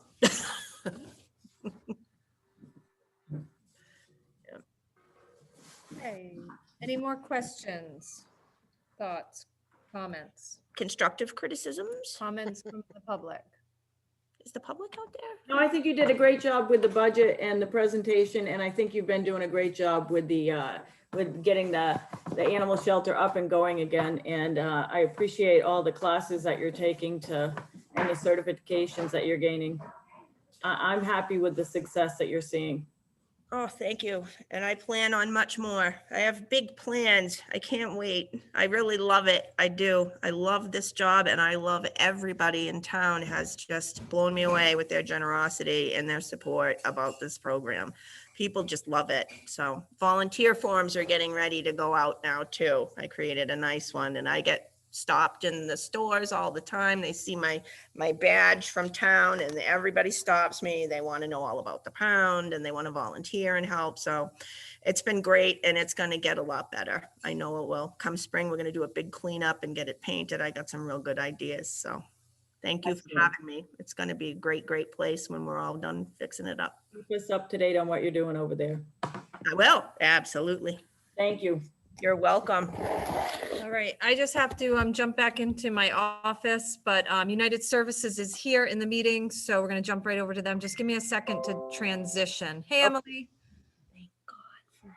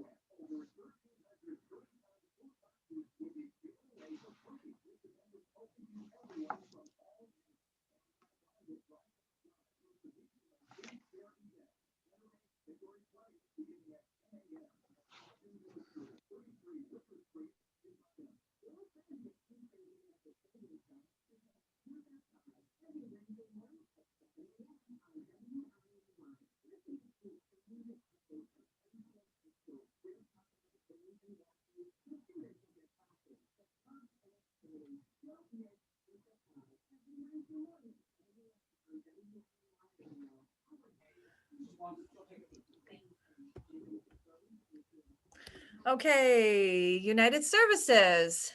Emily Morrison is here to present. All right. Hi, everyone. Hi, Amy. Thanks so much for having me today. I'm Emily Morrison. I'm the Director of Development here at United Services.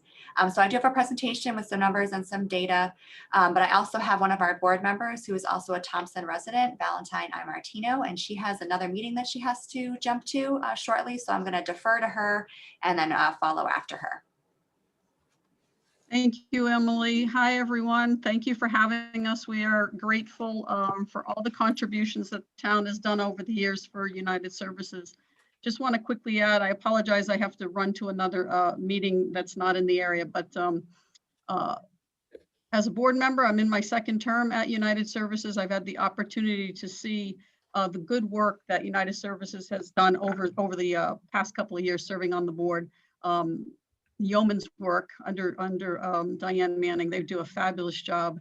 And I'm most grateful for the job they've done over the last year, particularly in the pandemic, with limited funds, limited abilities, the ability to switch things up, to have to do things remotely and still maintain telehealth to a lot of the clients. I reach out to you guys today because number one, as a board member, number two, as a resident of Thompson, and number three, as a school board member for the town.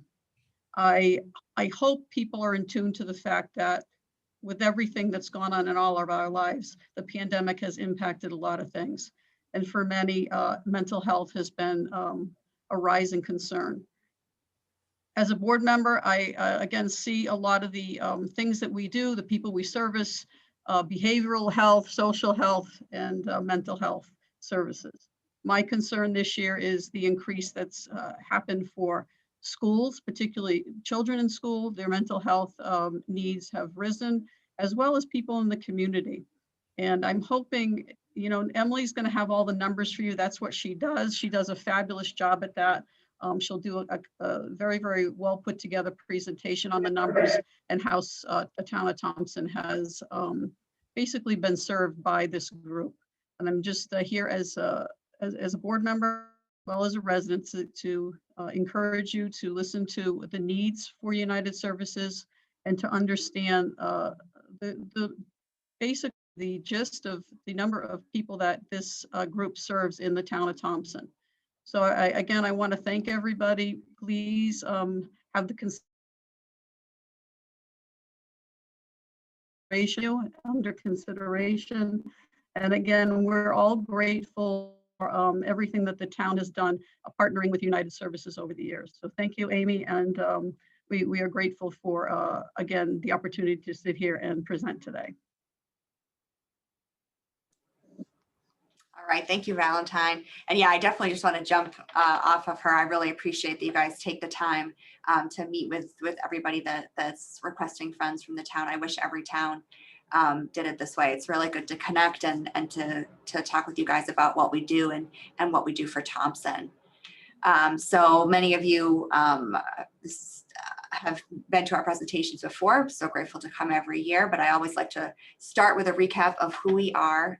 So United Services is the local mental health authority for 21 towns in Northeastern Connecticut, including Thompson. We provide more than 30 programs under our one administration, including outpatient mental health for adults, children, and families, substance abuse treatment, including medication-assisted treatment for opioid or alcohol dependence, an array of youth and family programs, and a variety of education and prevention programs in the community. We're the mental health crisis provider for the adult population for these 21 towns, including Thompson, and we're also the region's only domestic violence provider. We are an essential healthcare organization, and we have remained open throughout the pandemic. So to support our services, we send requests to towns each year. And our per capita request of 70 cents per person has not changed for 25 years. So for Thompson, that equates to $6,215. So town funding supplements our state funding and covers things that our state contract dollars do not. So in this area, transportation is one of the biggest things. The state doesn't pay us to help people get to their appointments, but if people can't get to us or get to their healthcare provider, then they're not getting what they need to get well. So providing transportation is one of the biggest areas that's outside of our state funding, but it's something that we need to do to provide comprehensive care. The other big area that our fundraising dollars, including our town support money, goes to is for paying for people who can't afford the services. Either they don't have insurance or they have high deductible plans and they can't afford to make their co-pays. We provide services regardless of an individual's ability to pay. We offer sliding scales, payment plans, but for some people, there just is no option for paying. They have rent, they have food, they have childcare, they have other pressing costs that cover all of their income.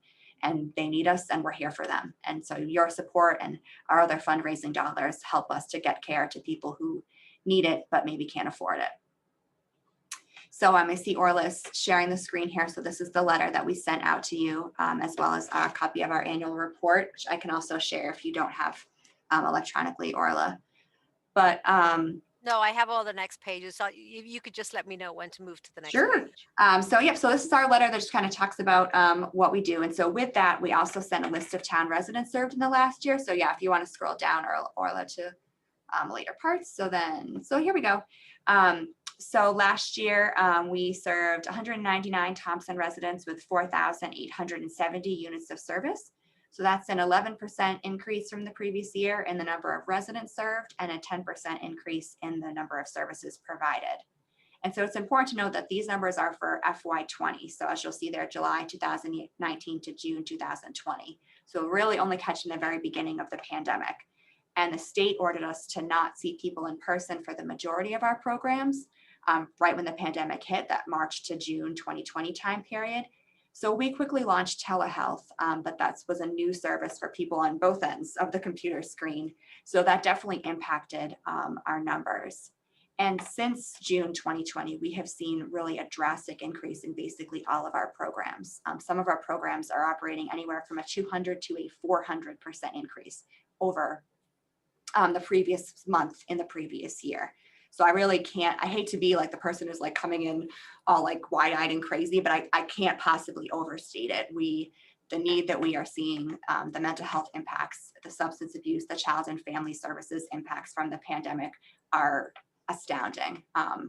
Like I said, 200 to 400% increase month over month from the previous year in most of our programs. So when we are coming to you next year, I would expect these numbers to be dramatically higher. And on a somewhat related note, and this actually isn't my data, but I randomly came across it on a different project last week. So 211 is Connecticut's info line, and they actually categorize and keep track of every call that they make and print it out into data, the number of calls in the different service areas. And I was really surprised to see that Thompson ranked 7th in calls to 211 for mental health and addiction services in the previous 365 days. So that was just last week that I came across this data. So from February 2020 to February 2021, of all of Connecticut's 169 towns, Thompson was number 7 in the number of calls for mental health and addiction services. So other towns, cities really, in that top 10 list were Hartford, New London, New Britain, Middletown, Norwich. So obviously much, much larger populations than Thompson. So I think that really speaks to the need that your residents specifically are seeing. And it is going to continue. Since June 2020, every month we've seen increase after increase, and it's continued right through to this month. And frankly, it's going to continue for quite some time. COVID is not done with us yet. And the impacts, the economic toll that COVID is going to leave behind us is going to hit this area for a long time to come. So we've always done heavy advocacy at the state level because frankly, we've never been funded at the levels that we should be. But we have ramped it up and we're working with our state advocacy organization to really sound the alarm for the need that we have here now and the need that we're going to continue to have for quite some time. So we're working on the state level and we appreciate the support from the towns to help us bridge that gap and get to people that really need us right now. So that's everything that I have, and I'm happy to take your questions and thoughts. Emily, this is Amy St. Ange. Wondering, does United Services post some type of, or do you have available for the public, like some type of financials? You know, if I'm asking for the proper thing. For, yeah, our agency's financials? Yep. Yep, so they're in our annual report that you would have been sent. Okay. And then they're on our annual reports on our website, and our financials are on our website too. So if you, Orla, do you have that file? Would have been a PDF sent to. Actually, this is all I have. I'm sorry. No, that's okay. But if you have it, maybe you can share it. Amy Yep. can give you the ability to share it. Yep, she should be able to share. I cannot share screen while the other participant is sharing. Oh, let me stop sharing. Sorry. No worries. I can Okay. change that too, I was gonna say. There you go. All right, can you see that? Yep. So there's our annual report from last year. So we send this out every November, and then we send it within our packet with the town support request. So it has a lot of information about our programs. I'm just going to quickly scroll through because our financials are, of course, at the very end. So, And how many locations are there for United Services? I know you have there's the one in Dayville, but how many other locations are there? we actually have 12 locations. Our clinical centers, there are 3 of them here in Dayville, one in Mansfield Center, and then one in Warrigan. Okay. But we also run some residential programs, our domestic violence shelters, and some supported housing facilities as well. So our total facility location is 12. It's 3 main offices where we see people in an outpatient setting. So here you see our financials. So we're just over a $17 million agency, and town funding is a very small amount of our funding. It's right in that 1%, the contributions area. But like I said, it's big. It covers people that can't afford our services, and it helps bridge the gap to get people the help that they really need.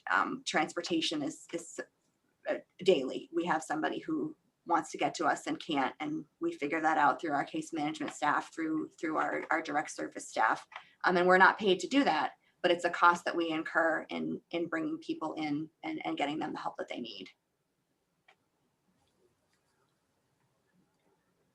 Does the board have any questions for Emily?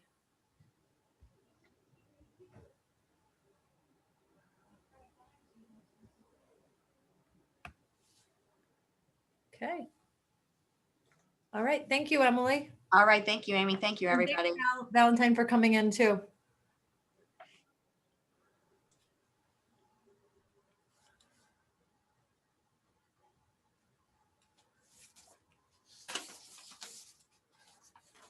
All right. So it is 4 o'clock, which means it's time for planning and development.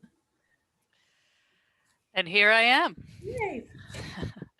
Of course, the planning and development budget is the easy one. It's really just my office, and our specific needs are few. Orla, do you have the spreadsheets, or do you want me to bring it up? Either way. Oh, she's still on mute. Oh, there she's got it. Okay, that should be it. Yep. So you just want to scroll down. I mean, really, there's so little in that comes out of the actual office budget. I mean, my salary, obviously, which is my salary. And then we had last year increased the proposed line item for meetings and fees based on the number of offsite meetings I was attending. And then, about a minute and a half after we agreed to that, we went into COVID. So most of that budget remains unexpended, I believe, for this year, although I think I did take some money from it to pay an old NECOG bill that was hanging around. But in terms of actual meetings and fees in this past fiscal year, virtually nothing happened. So, realistically going forward, although I probably will continue to attend some important offsite meetings now and then, I doubt that I would keep the same pace that I did in my first full year on staff. So I did ask for a reduction of $300 back to the previous year's budget.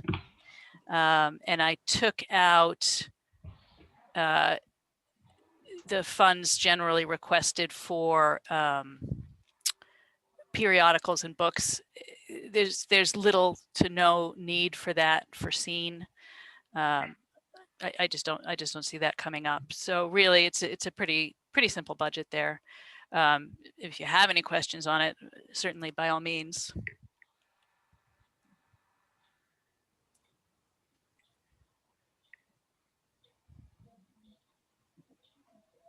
I do not have a question.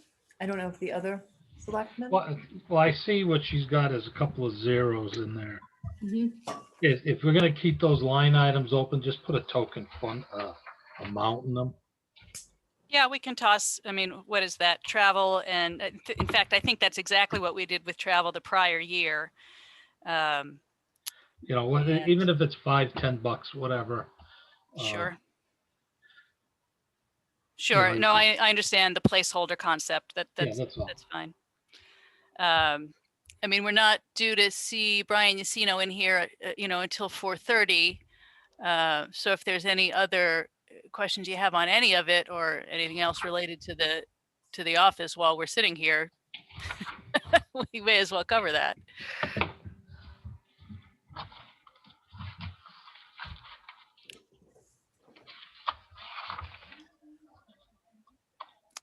And just for clarification, since we are sitting here, just for clarification, the NECOG invoice that I did pull money out from the meetings and fees budget to pay an item this year was the bill for the consulting on the rewrite of the regs. That apparently was not paid prior to the time I came on. And the funds that were encumbered for that out of the P&Z budget and EDC budget were absorbed back into the general. So I've made a couple of payments on that out of some loose budget items.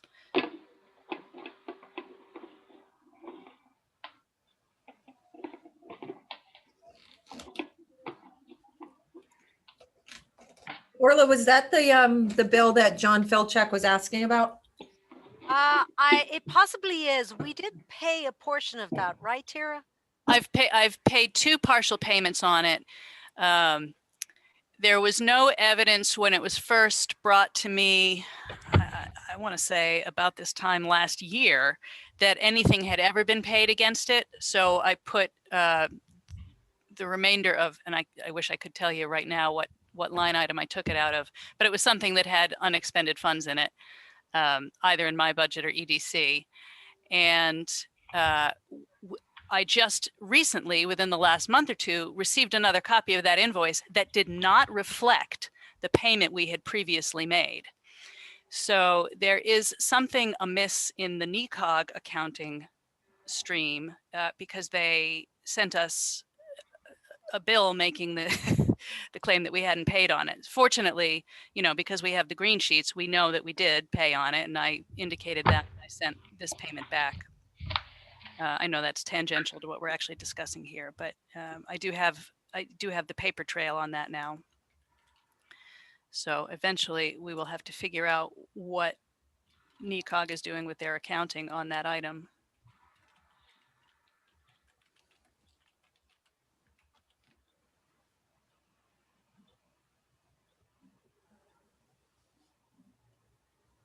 Tara, I'll follow up with John with regards to the last payment that was made, okay? Yeah, please do, because he's got to have received that by now. We did that at least 3 weeks ago. Yeah, it's at least 2 anyway, that's for sure. Okay, Yeah. Thank you.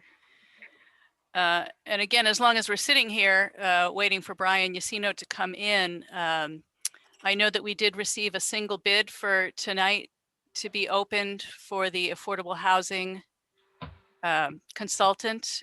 If you guys want me to dial in tonight, if you're going to have any questions on that, I'm happy to. If there is no need for that, I'm just as happy not to as well. So that's up to you guys. Yeah, that was something we didn't actually have on the agenda, so I'll have to request that it be added to other business. But personally, I don't think we would need you there to answer any questions unless Ken or Suzanne think otherwise. No, it's just an opening of Right, we the just the open bids. it, and we don't even really look at it too much more than that. Yeah, that's what I thought. Right. And that's fine. It's a flat amount, correct? Couldn't it be?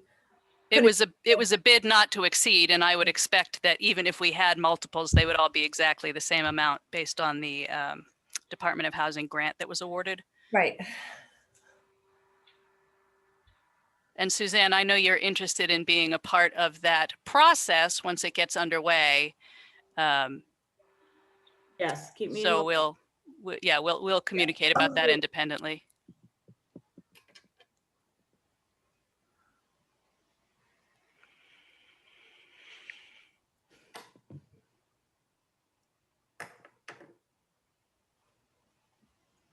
So I'm looking at my clock and it is 8 minutes past, and I don't expect Brian until maybe 5 minutes ahead of 4:30. Is there anything else you guys want to go over while we're all here, or do you just want to dial back in?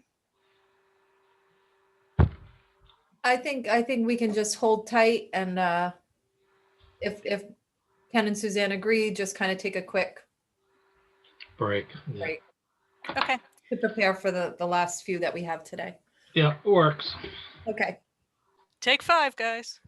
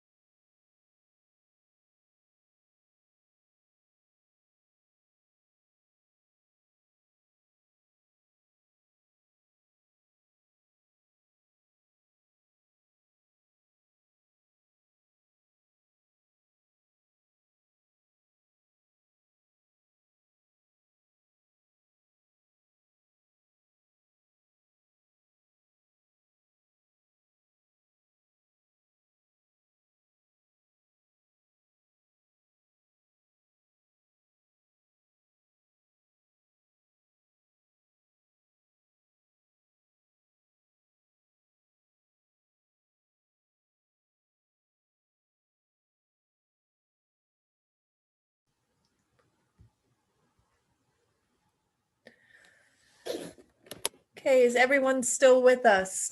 Brian Yacino just entered the meeting. Yeah, it looks like his mic isn't live yet, though. Okay. And I'm not sure if everybody's still not on a break. Are we back? Potentially, I just let Brian into the meeting. Okay, cool. I have EDC budget up on the screen. Great. Hey, Brian. I'm here. Hi. All right, everybody's here.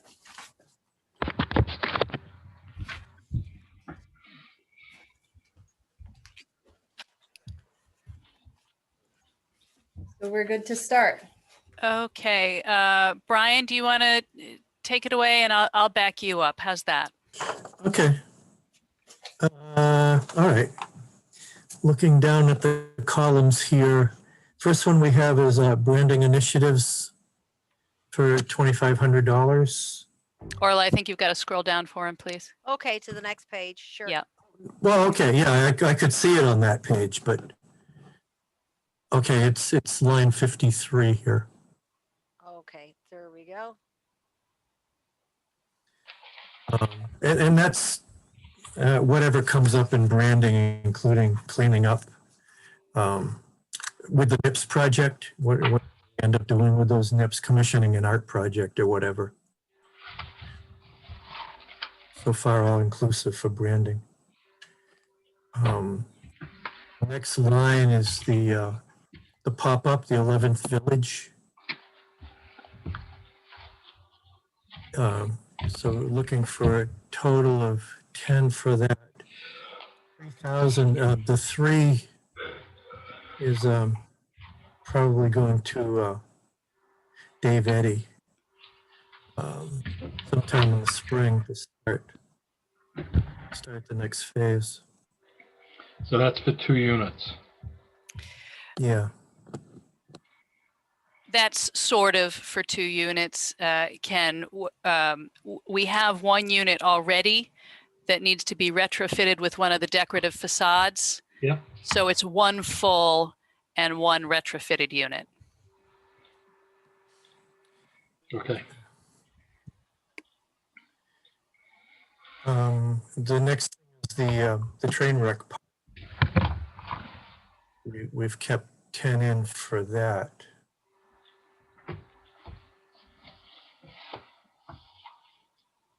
And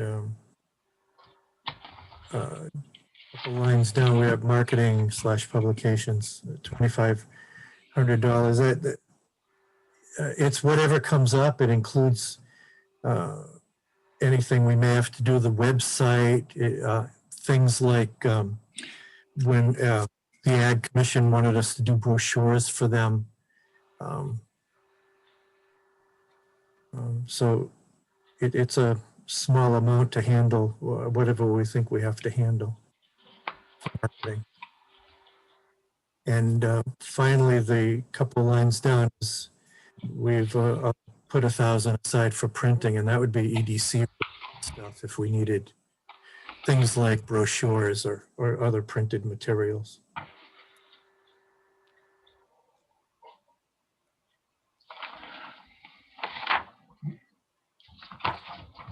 And we have it so the whole total comes into the kind of under 1/20th of a percent of the budget down at with the total being 33,467.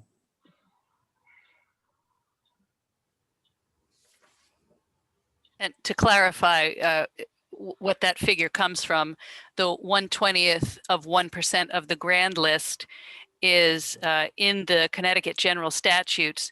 They refer to essentially the recommended cap for municipal EDC budgets being that amount. And that is based on, having those funds available to do the kinds of, projects, initiatives, marketing efforts, whatever the individual commissions deem is appropriate. So that's right within the state statutory guidelines. Yeah, could we have a copy of that for the Board of Finance? Of which, the statute? Yeah. Yeah, I can pull it. It is also referenced in the POCD. So once that is officially adopted and published on the website, that's just a public document. But yes, I can pull the statute. Yeah.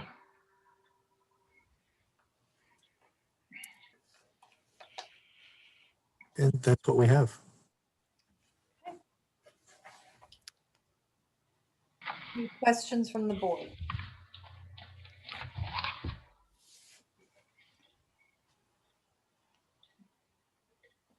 I was certainly happy to, describe any of the pieces that we've discussed in terms of setting these amounts for the actual project requests.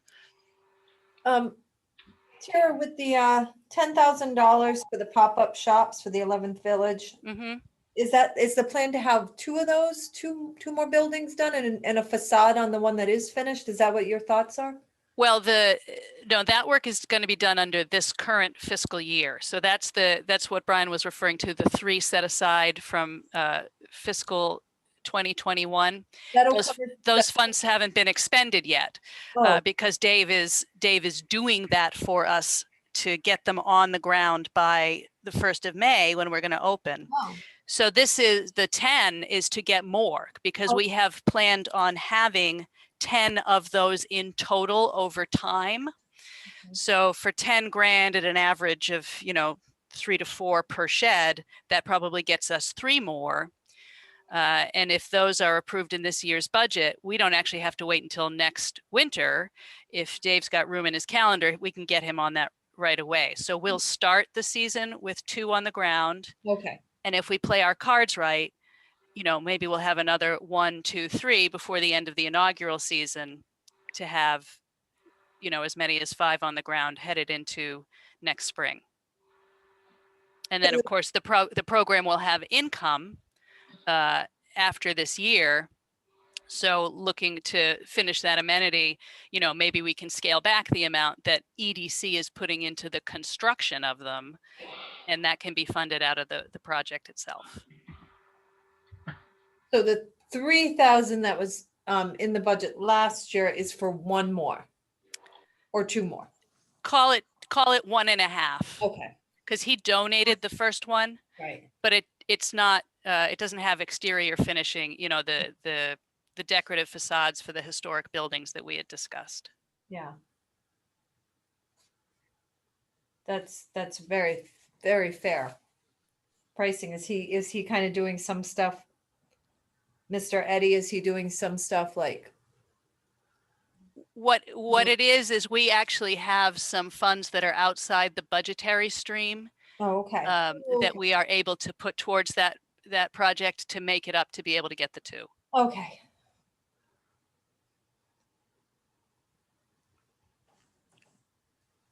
And the intern. I know we didn't have luck with the first. Are we going to advertise again? Or are we wait until COVID is less of a thing? Well, we've discussed it at great length, Leslie and Renee mostly, but also Marie. What we have certainly learned when we lost a proper intern, both because of the weirdness around COVID, and then our first intern sort of did finish out his time, and then when the kids were headed back into their academic year this year, everything was still so up in the air. We advertised outside and, interviewed some people, brought somebody in, and the kid, who was a recent college graduate, he was a dud. And we have not been able to get somebody to fulfill those hours. I will tell you that we've all discovered that we are not getting the stuff done with the efficiency that we did when there was an intern. All that social media posting and the nice crisp calendar that he had put together for how often to post and when to follow up. That was such a boon. I believe Renee and Leslie both reached out to Pam, whose last name I'm sorry, I don't know, who has done some work for the rec department in the past, to just offer her the rest as a stipend to close out the fiscal year, but she has not replied. Wow. I would like to get an intern in to do those things. There is plenty of work for an intern to do. But you know, we've got to peel away, yes, to re-advertise it and then go back and hopefully get that back through the school again next year. But we just came up with nothing through the school. Right.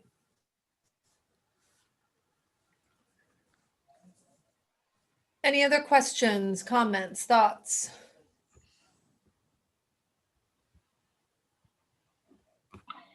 No, I'm good. Their budget is straightforward. Yeah, just Yep. to give you a little clarification on the train you. wreck park aspect, as you know, we have that National Park Service partnership. That is going to wrap up in at the end of their fiscal year, which is on the federal year. So we have them through the 30th of September.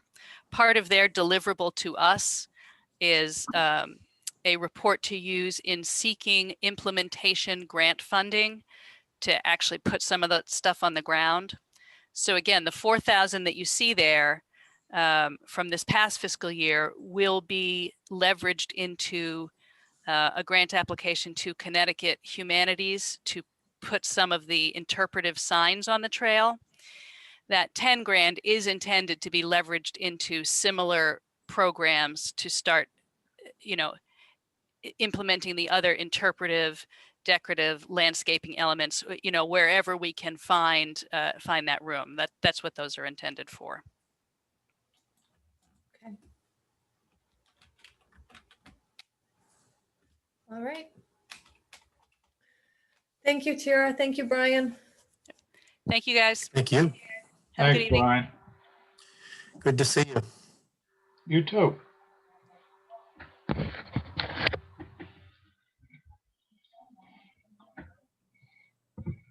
So the next is emergency management. And that is at 5. Sorry, guys. I tried to space out the way we did last year, and things just seem to be, I followed the same exact schedule as last year as far as timing. But everything, I don't know whether it's because we're on Zoom, but everybody's moving so fast. And there aren't a lot of questions. I need more questions. Yeah, it's probably because we're moving so fast. I think it's probably because you're online. That's It got to could be some be. reason. Yeah. Their budgets have been straightforward. There hasn't been a lot of controversy in them, you know, that needs a lot of discussion. Right. You're right. So it makes it move very quickly.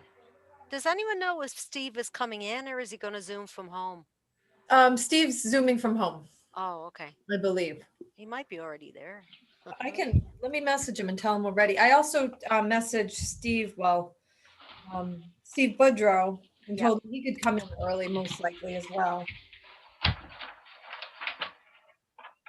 I mean, even emergency manager, they're coming in flat. Right.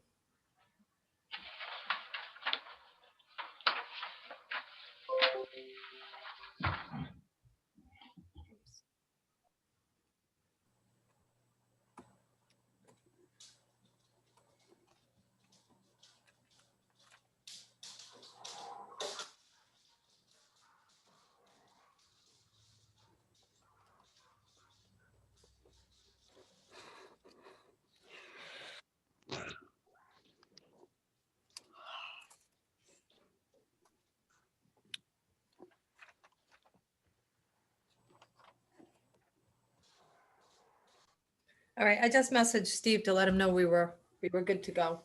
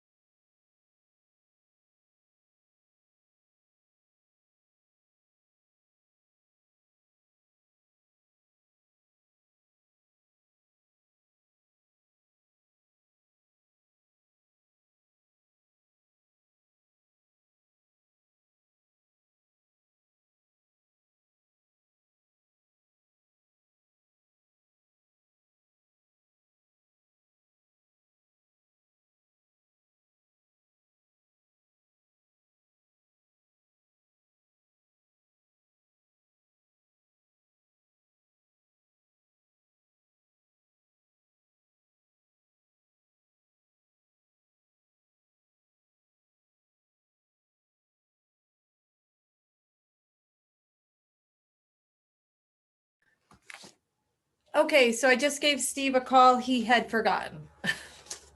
So he's dialing in. He had to get his dog inside. What are your thoughts? Should we? Do y'all want him to present, or should I call him back and tell him not to worry about it at this point? Or I wouldn't worry about it. His budget's at 0. right, Suzanne, what do you think? No, Suzanne. So, Say the last sentence again. What did you say? whether or not I could just call Steve back and tell him not to worry about presenting unless there was something specific he wanted to share with us. You know what? I'm totally good with his schedule, with his budget, because it's basically same as it was last year. Okay, I'll let him know. All right. We are still waiting for Steve Budrow to do the Quinnebog Fire Department. I Correct. messaged him, let him know that we'd be probably done by 5:15. Okay. Steve, if you don't have to dial in if you don't want to. The board is fine with the budget that you presented unless there was something you wanted to share about it.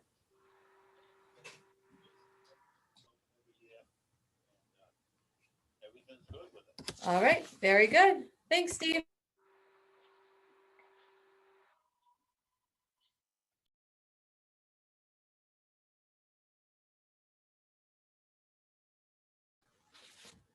Okay, sorry everyone, just hang tight. We're just waiting for Steve Budrow now.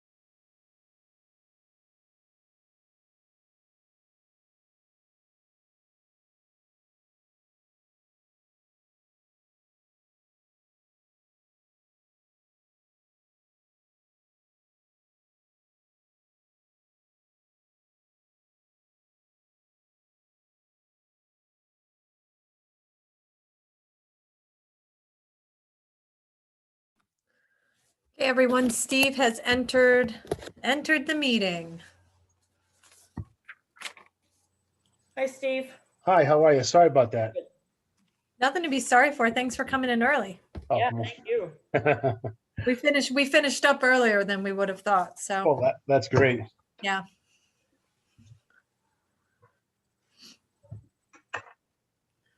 All right. If you'd like, you can take it away. Okay.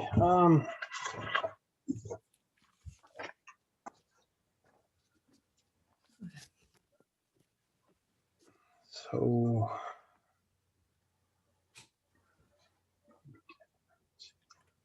just trying to use what you have here also. Mhm.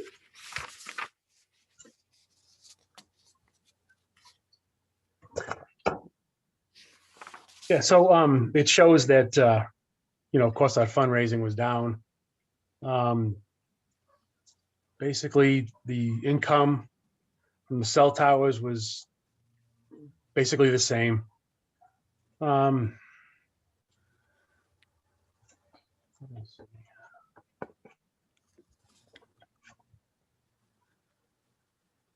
I mean, everything else was, I mean, the thing that, let me see on expenses, everything basically was the same.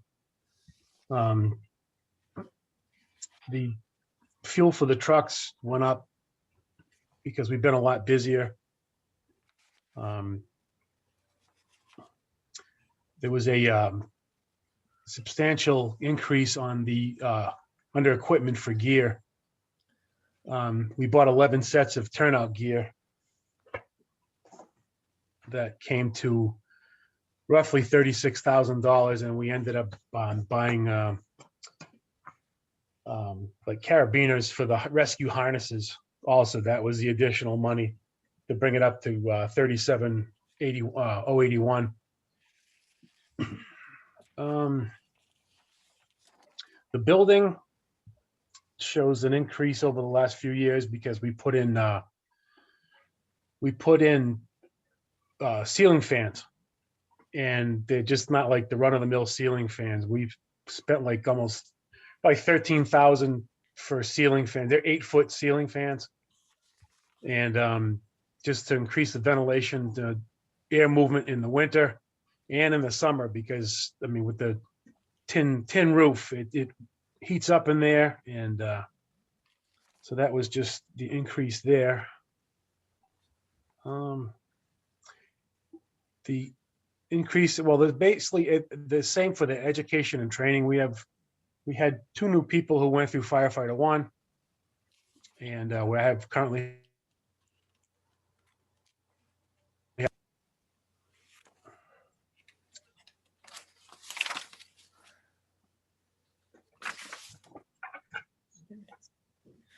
So those fans, Steve, that you said they were 15,000 approximately? yeah. Okay. And you're projecting 10,000 for this year? Well, yeah, we were going to try to make, we're just projecting like improvements to the. Yep, you got to keep the We building. talked about like configuring. Well, yeah, and it's not, it's getting older, but I mean, we had a problem with one of the air handlers. Just maintenance. We still have a problem with a little problem with the drainage in the front. The downspouts, but it also goes underneath the front of the apparatus bays, and I think there was some damage done with the weight of the trucks pulling out. It may have compressed some of the drainage. So there was a problem there because it backs up and overflows the front corner of the building. So we're still looking into that, but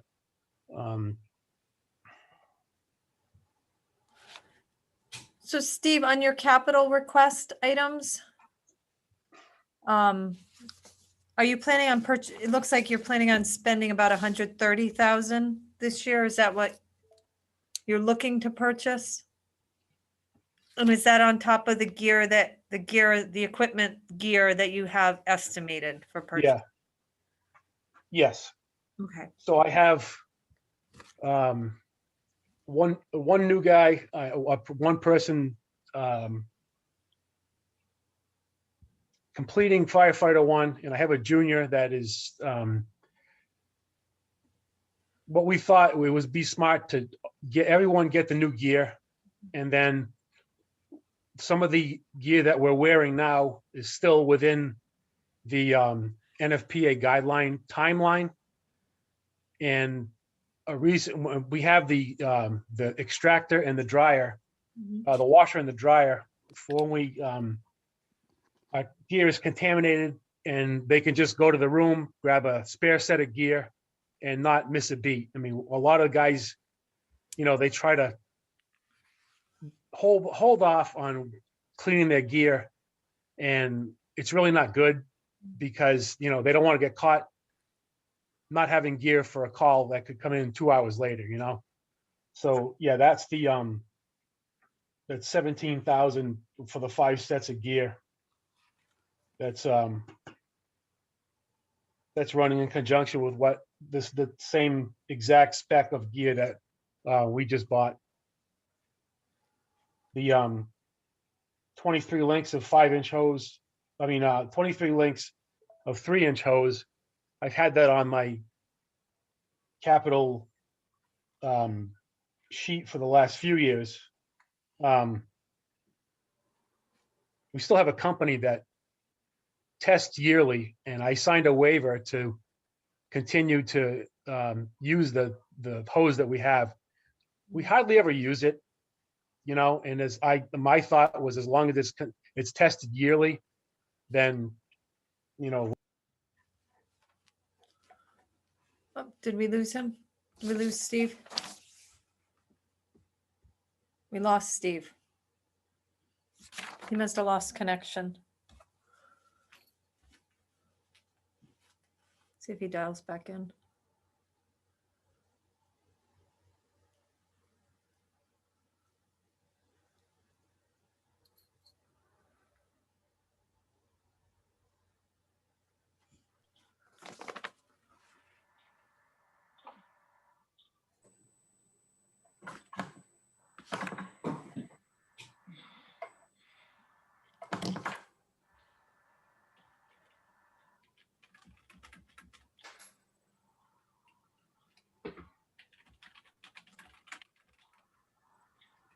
I mean, Steve's is pretty straightforward too, isn't it?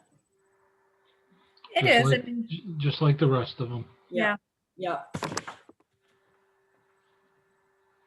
The only thing I had, Orla, are you still there? Yes. Can you go up to the first page, I think? The only thing I noticed is, I think last year, didn't they get 62? 62, yeah. Yeah, this one says 55. I think that's what he originally put in for, do you remember? And then Yeah, he did originally put in for 55. and then he said he meant to put in for 75. That's right. Yep. But yes, he did get 62. Yeah, that was just, I just, was picked up on that one. Okay. I actually have the Excel spreadsheet. Yeah, I anticipated it was an error. Yeah. What? All right, I'm back. What an error on what? On the town support, that's all, Steve. The actual The funding that you actual, received. the actual for 2020. Oh, what was it? 62, Steve. So I'm just updating your spreadsheet, and then Okay. I'm going to Yeah, that was a typo. Yeah. Sorry, I didn't even notice that.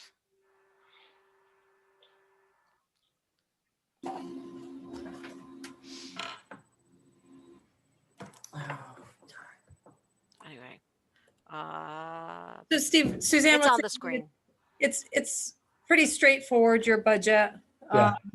My only question always, it revolves around the capital request. Is it your intention to do 5 sets of turnout gear every year to keep new ones coming in, keep the rotation?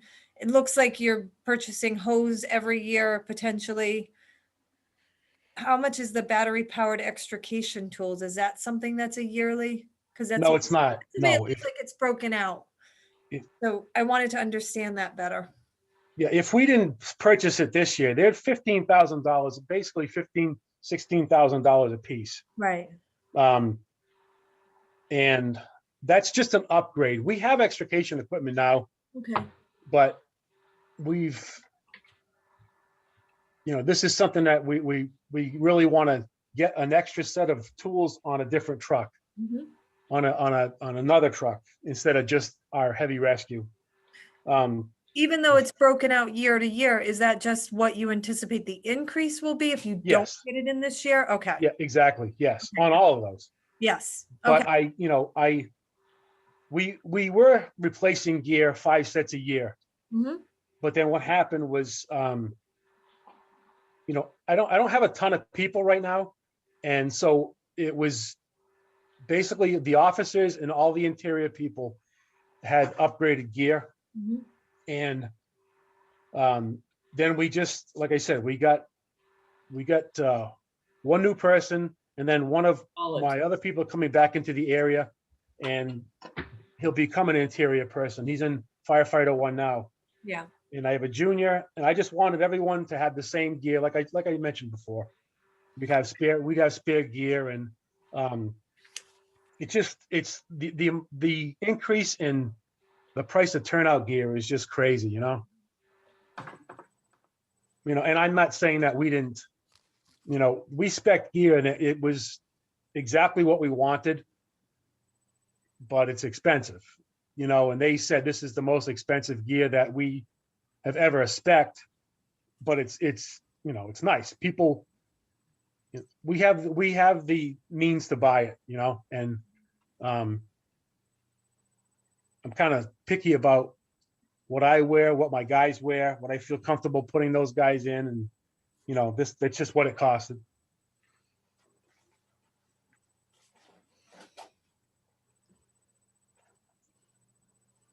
Okay. Any questions?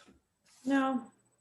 Steve, should under capital looking forward, at some point, we know the apparatus goes 20 years. Yeah. Shouldn't you be putting so much aside per year to be able to get that to that roughly $500,000? Well, yeah, I mean, we started we had such a huge general fund that we put money aside. We basically put 50,000 towards, it's, sure, it's exactly what we call it. Is it the apparatus building fund? The apparatus building fund, right? Yeah, Steve Herbert mentioned that last year. Yeah. So that's what we're putting towards, putting money towards, and I didn't put down.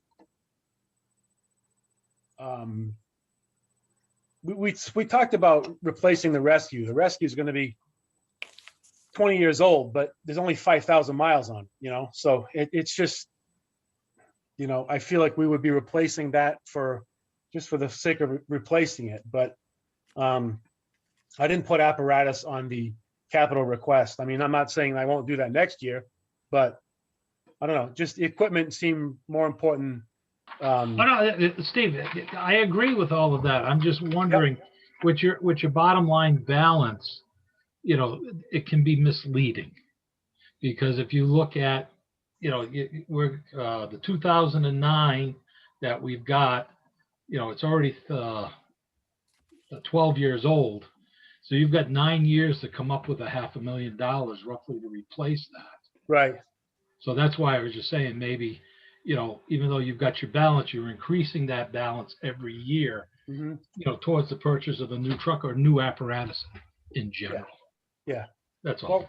Well, also, we're hoping that whole Woodstock model comes into play, and we talked about putting money into that along with whatever the town puts in for apparatus. If the town is going to buy us a piece of apparatus, and it wasn't exactly the spec that we wanted, basically we thought that maybe we could get a few extra things out of that fund, the apparatus fund. You know, I don't know. It was just, it's going to be new for everyone. You know, one of the questions that people have is, you know, are they going to buy us the, you know, the exact truck that we want, or is it going to be, okay, well, you know, that truck for that amount of money was okay for community, so why can't it be okay for us? You know, that was just, you know, that's another thought with that we would put money into it if we wanted a few extras, and, you know, the town, or the association, the fire association, saying, oh, no, we can give you 600,000 or whatever the cost is, whatever the amount is, I should say. You're right, because that's where Woodstock does. It goes to their the association. They review the purchase and make their recommendations. Right. But working on the model that we have right now, which is just a support from the town based on what it is, because that could be 1 year, 2 years, 5 years out. We don't know, Mhm. you know, when that could ever come to be. Yeah. So you operate today with what, you know, the model is, and then, you know, then regroup if it ever does, you know, come to fruition, you know, Yeah. with the Woodstock type model. That's all. The only, I mean, we would have put more in, but what the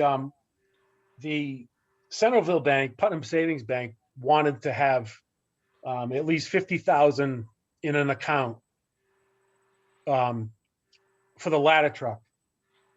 So that's what we did. I believe it was 2 years ago. We put the entire the check from the town into that to start that account. I mean, you know, I don't have a problem with, we will continue to put money into apparatus, but I mean, it's just, I mean, you guys buy dump trucks that are expensive. You can't even imagine having the town actually purchase a, you know, $750,000 engine. Yeah, and you got to figure in 5 departments are all buying at different times over a period of every other year, one every 5 years. You know, when you're looking at roughly $500,000 a piece of equipment, Yeah, it's a lot of money. Yep.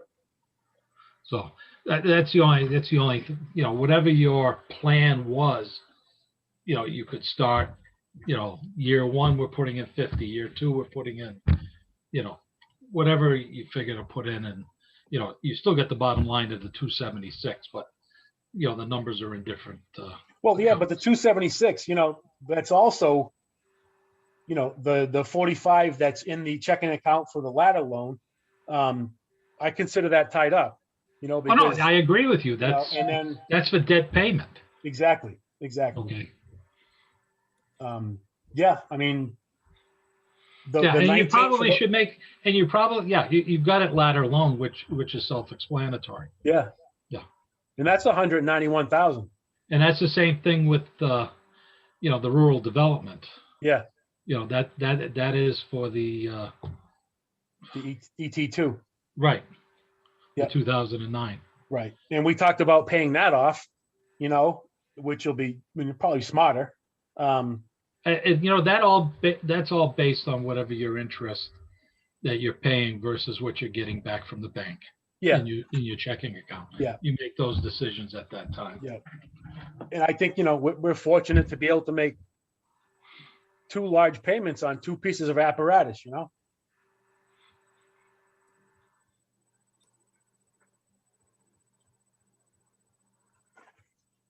Any other thoughts, questions for Chief? Nah, budget's straightforward. Yep. Yep. All right. Thanks, Steve. Thank you. All right. Thank you. Thanks, Steve.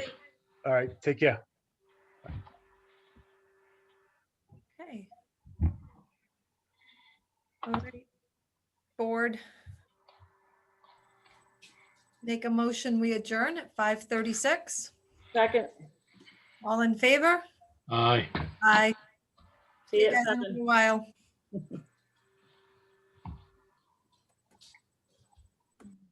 See you guys. Bye.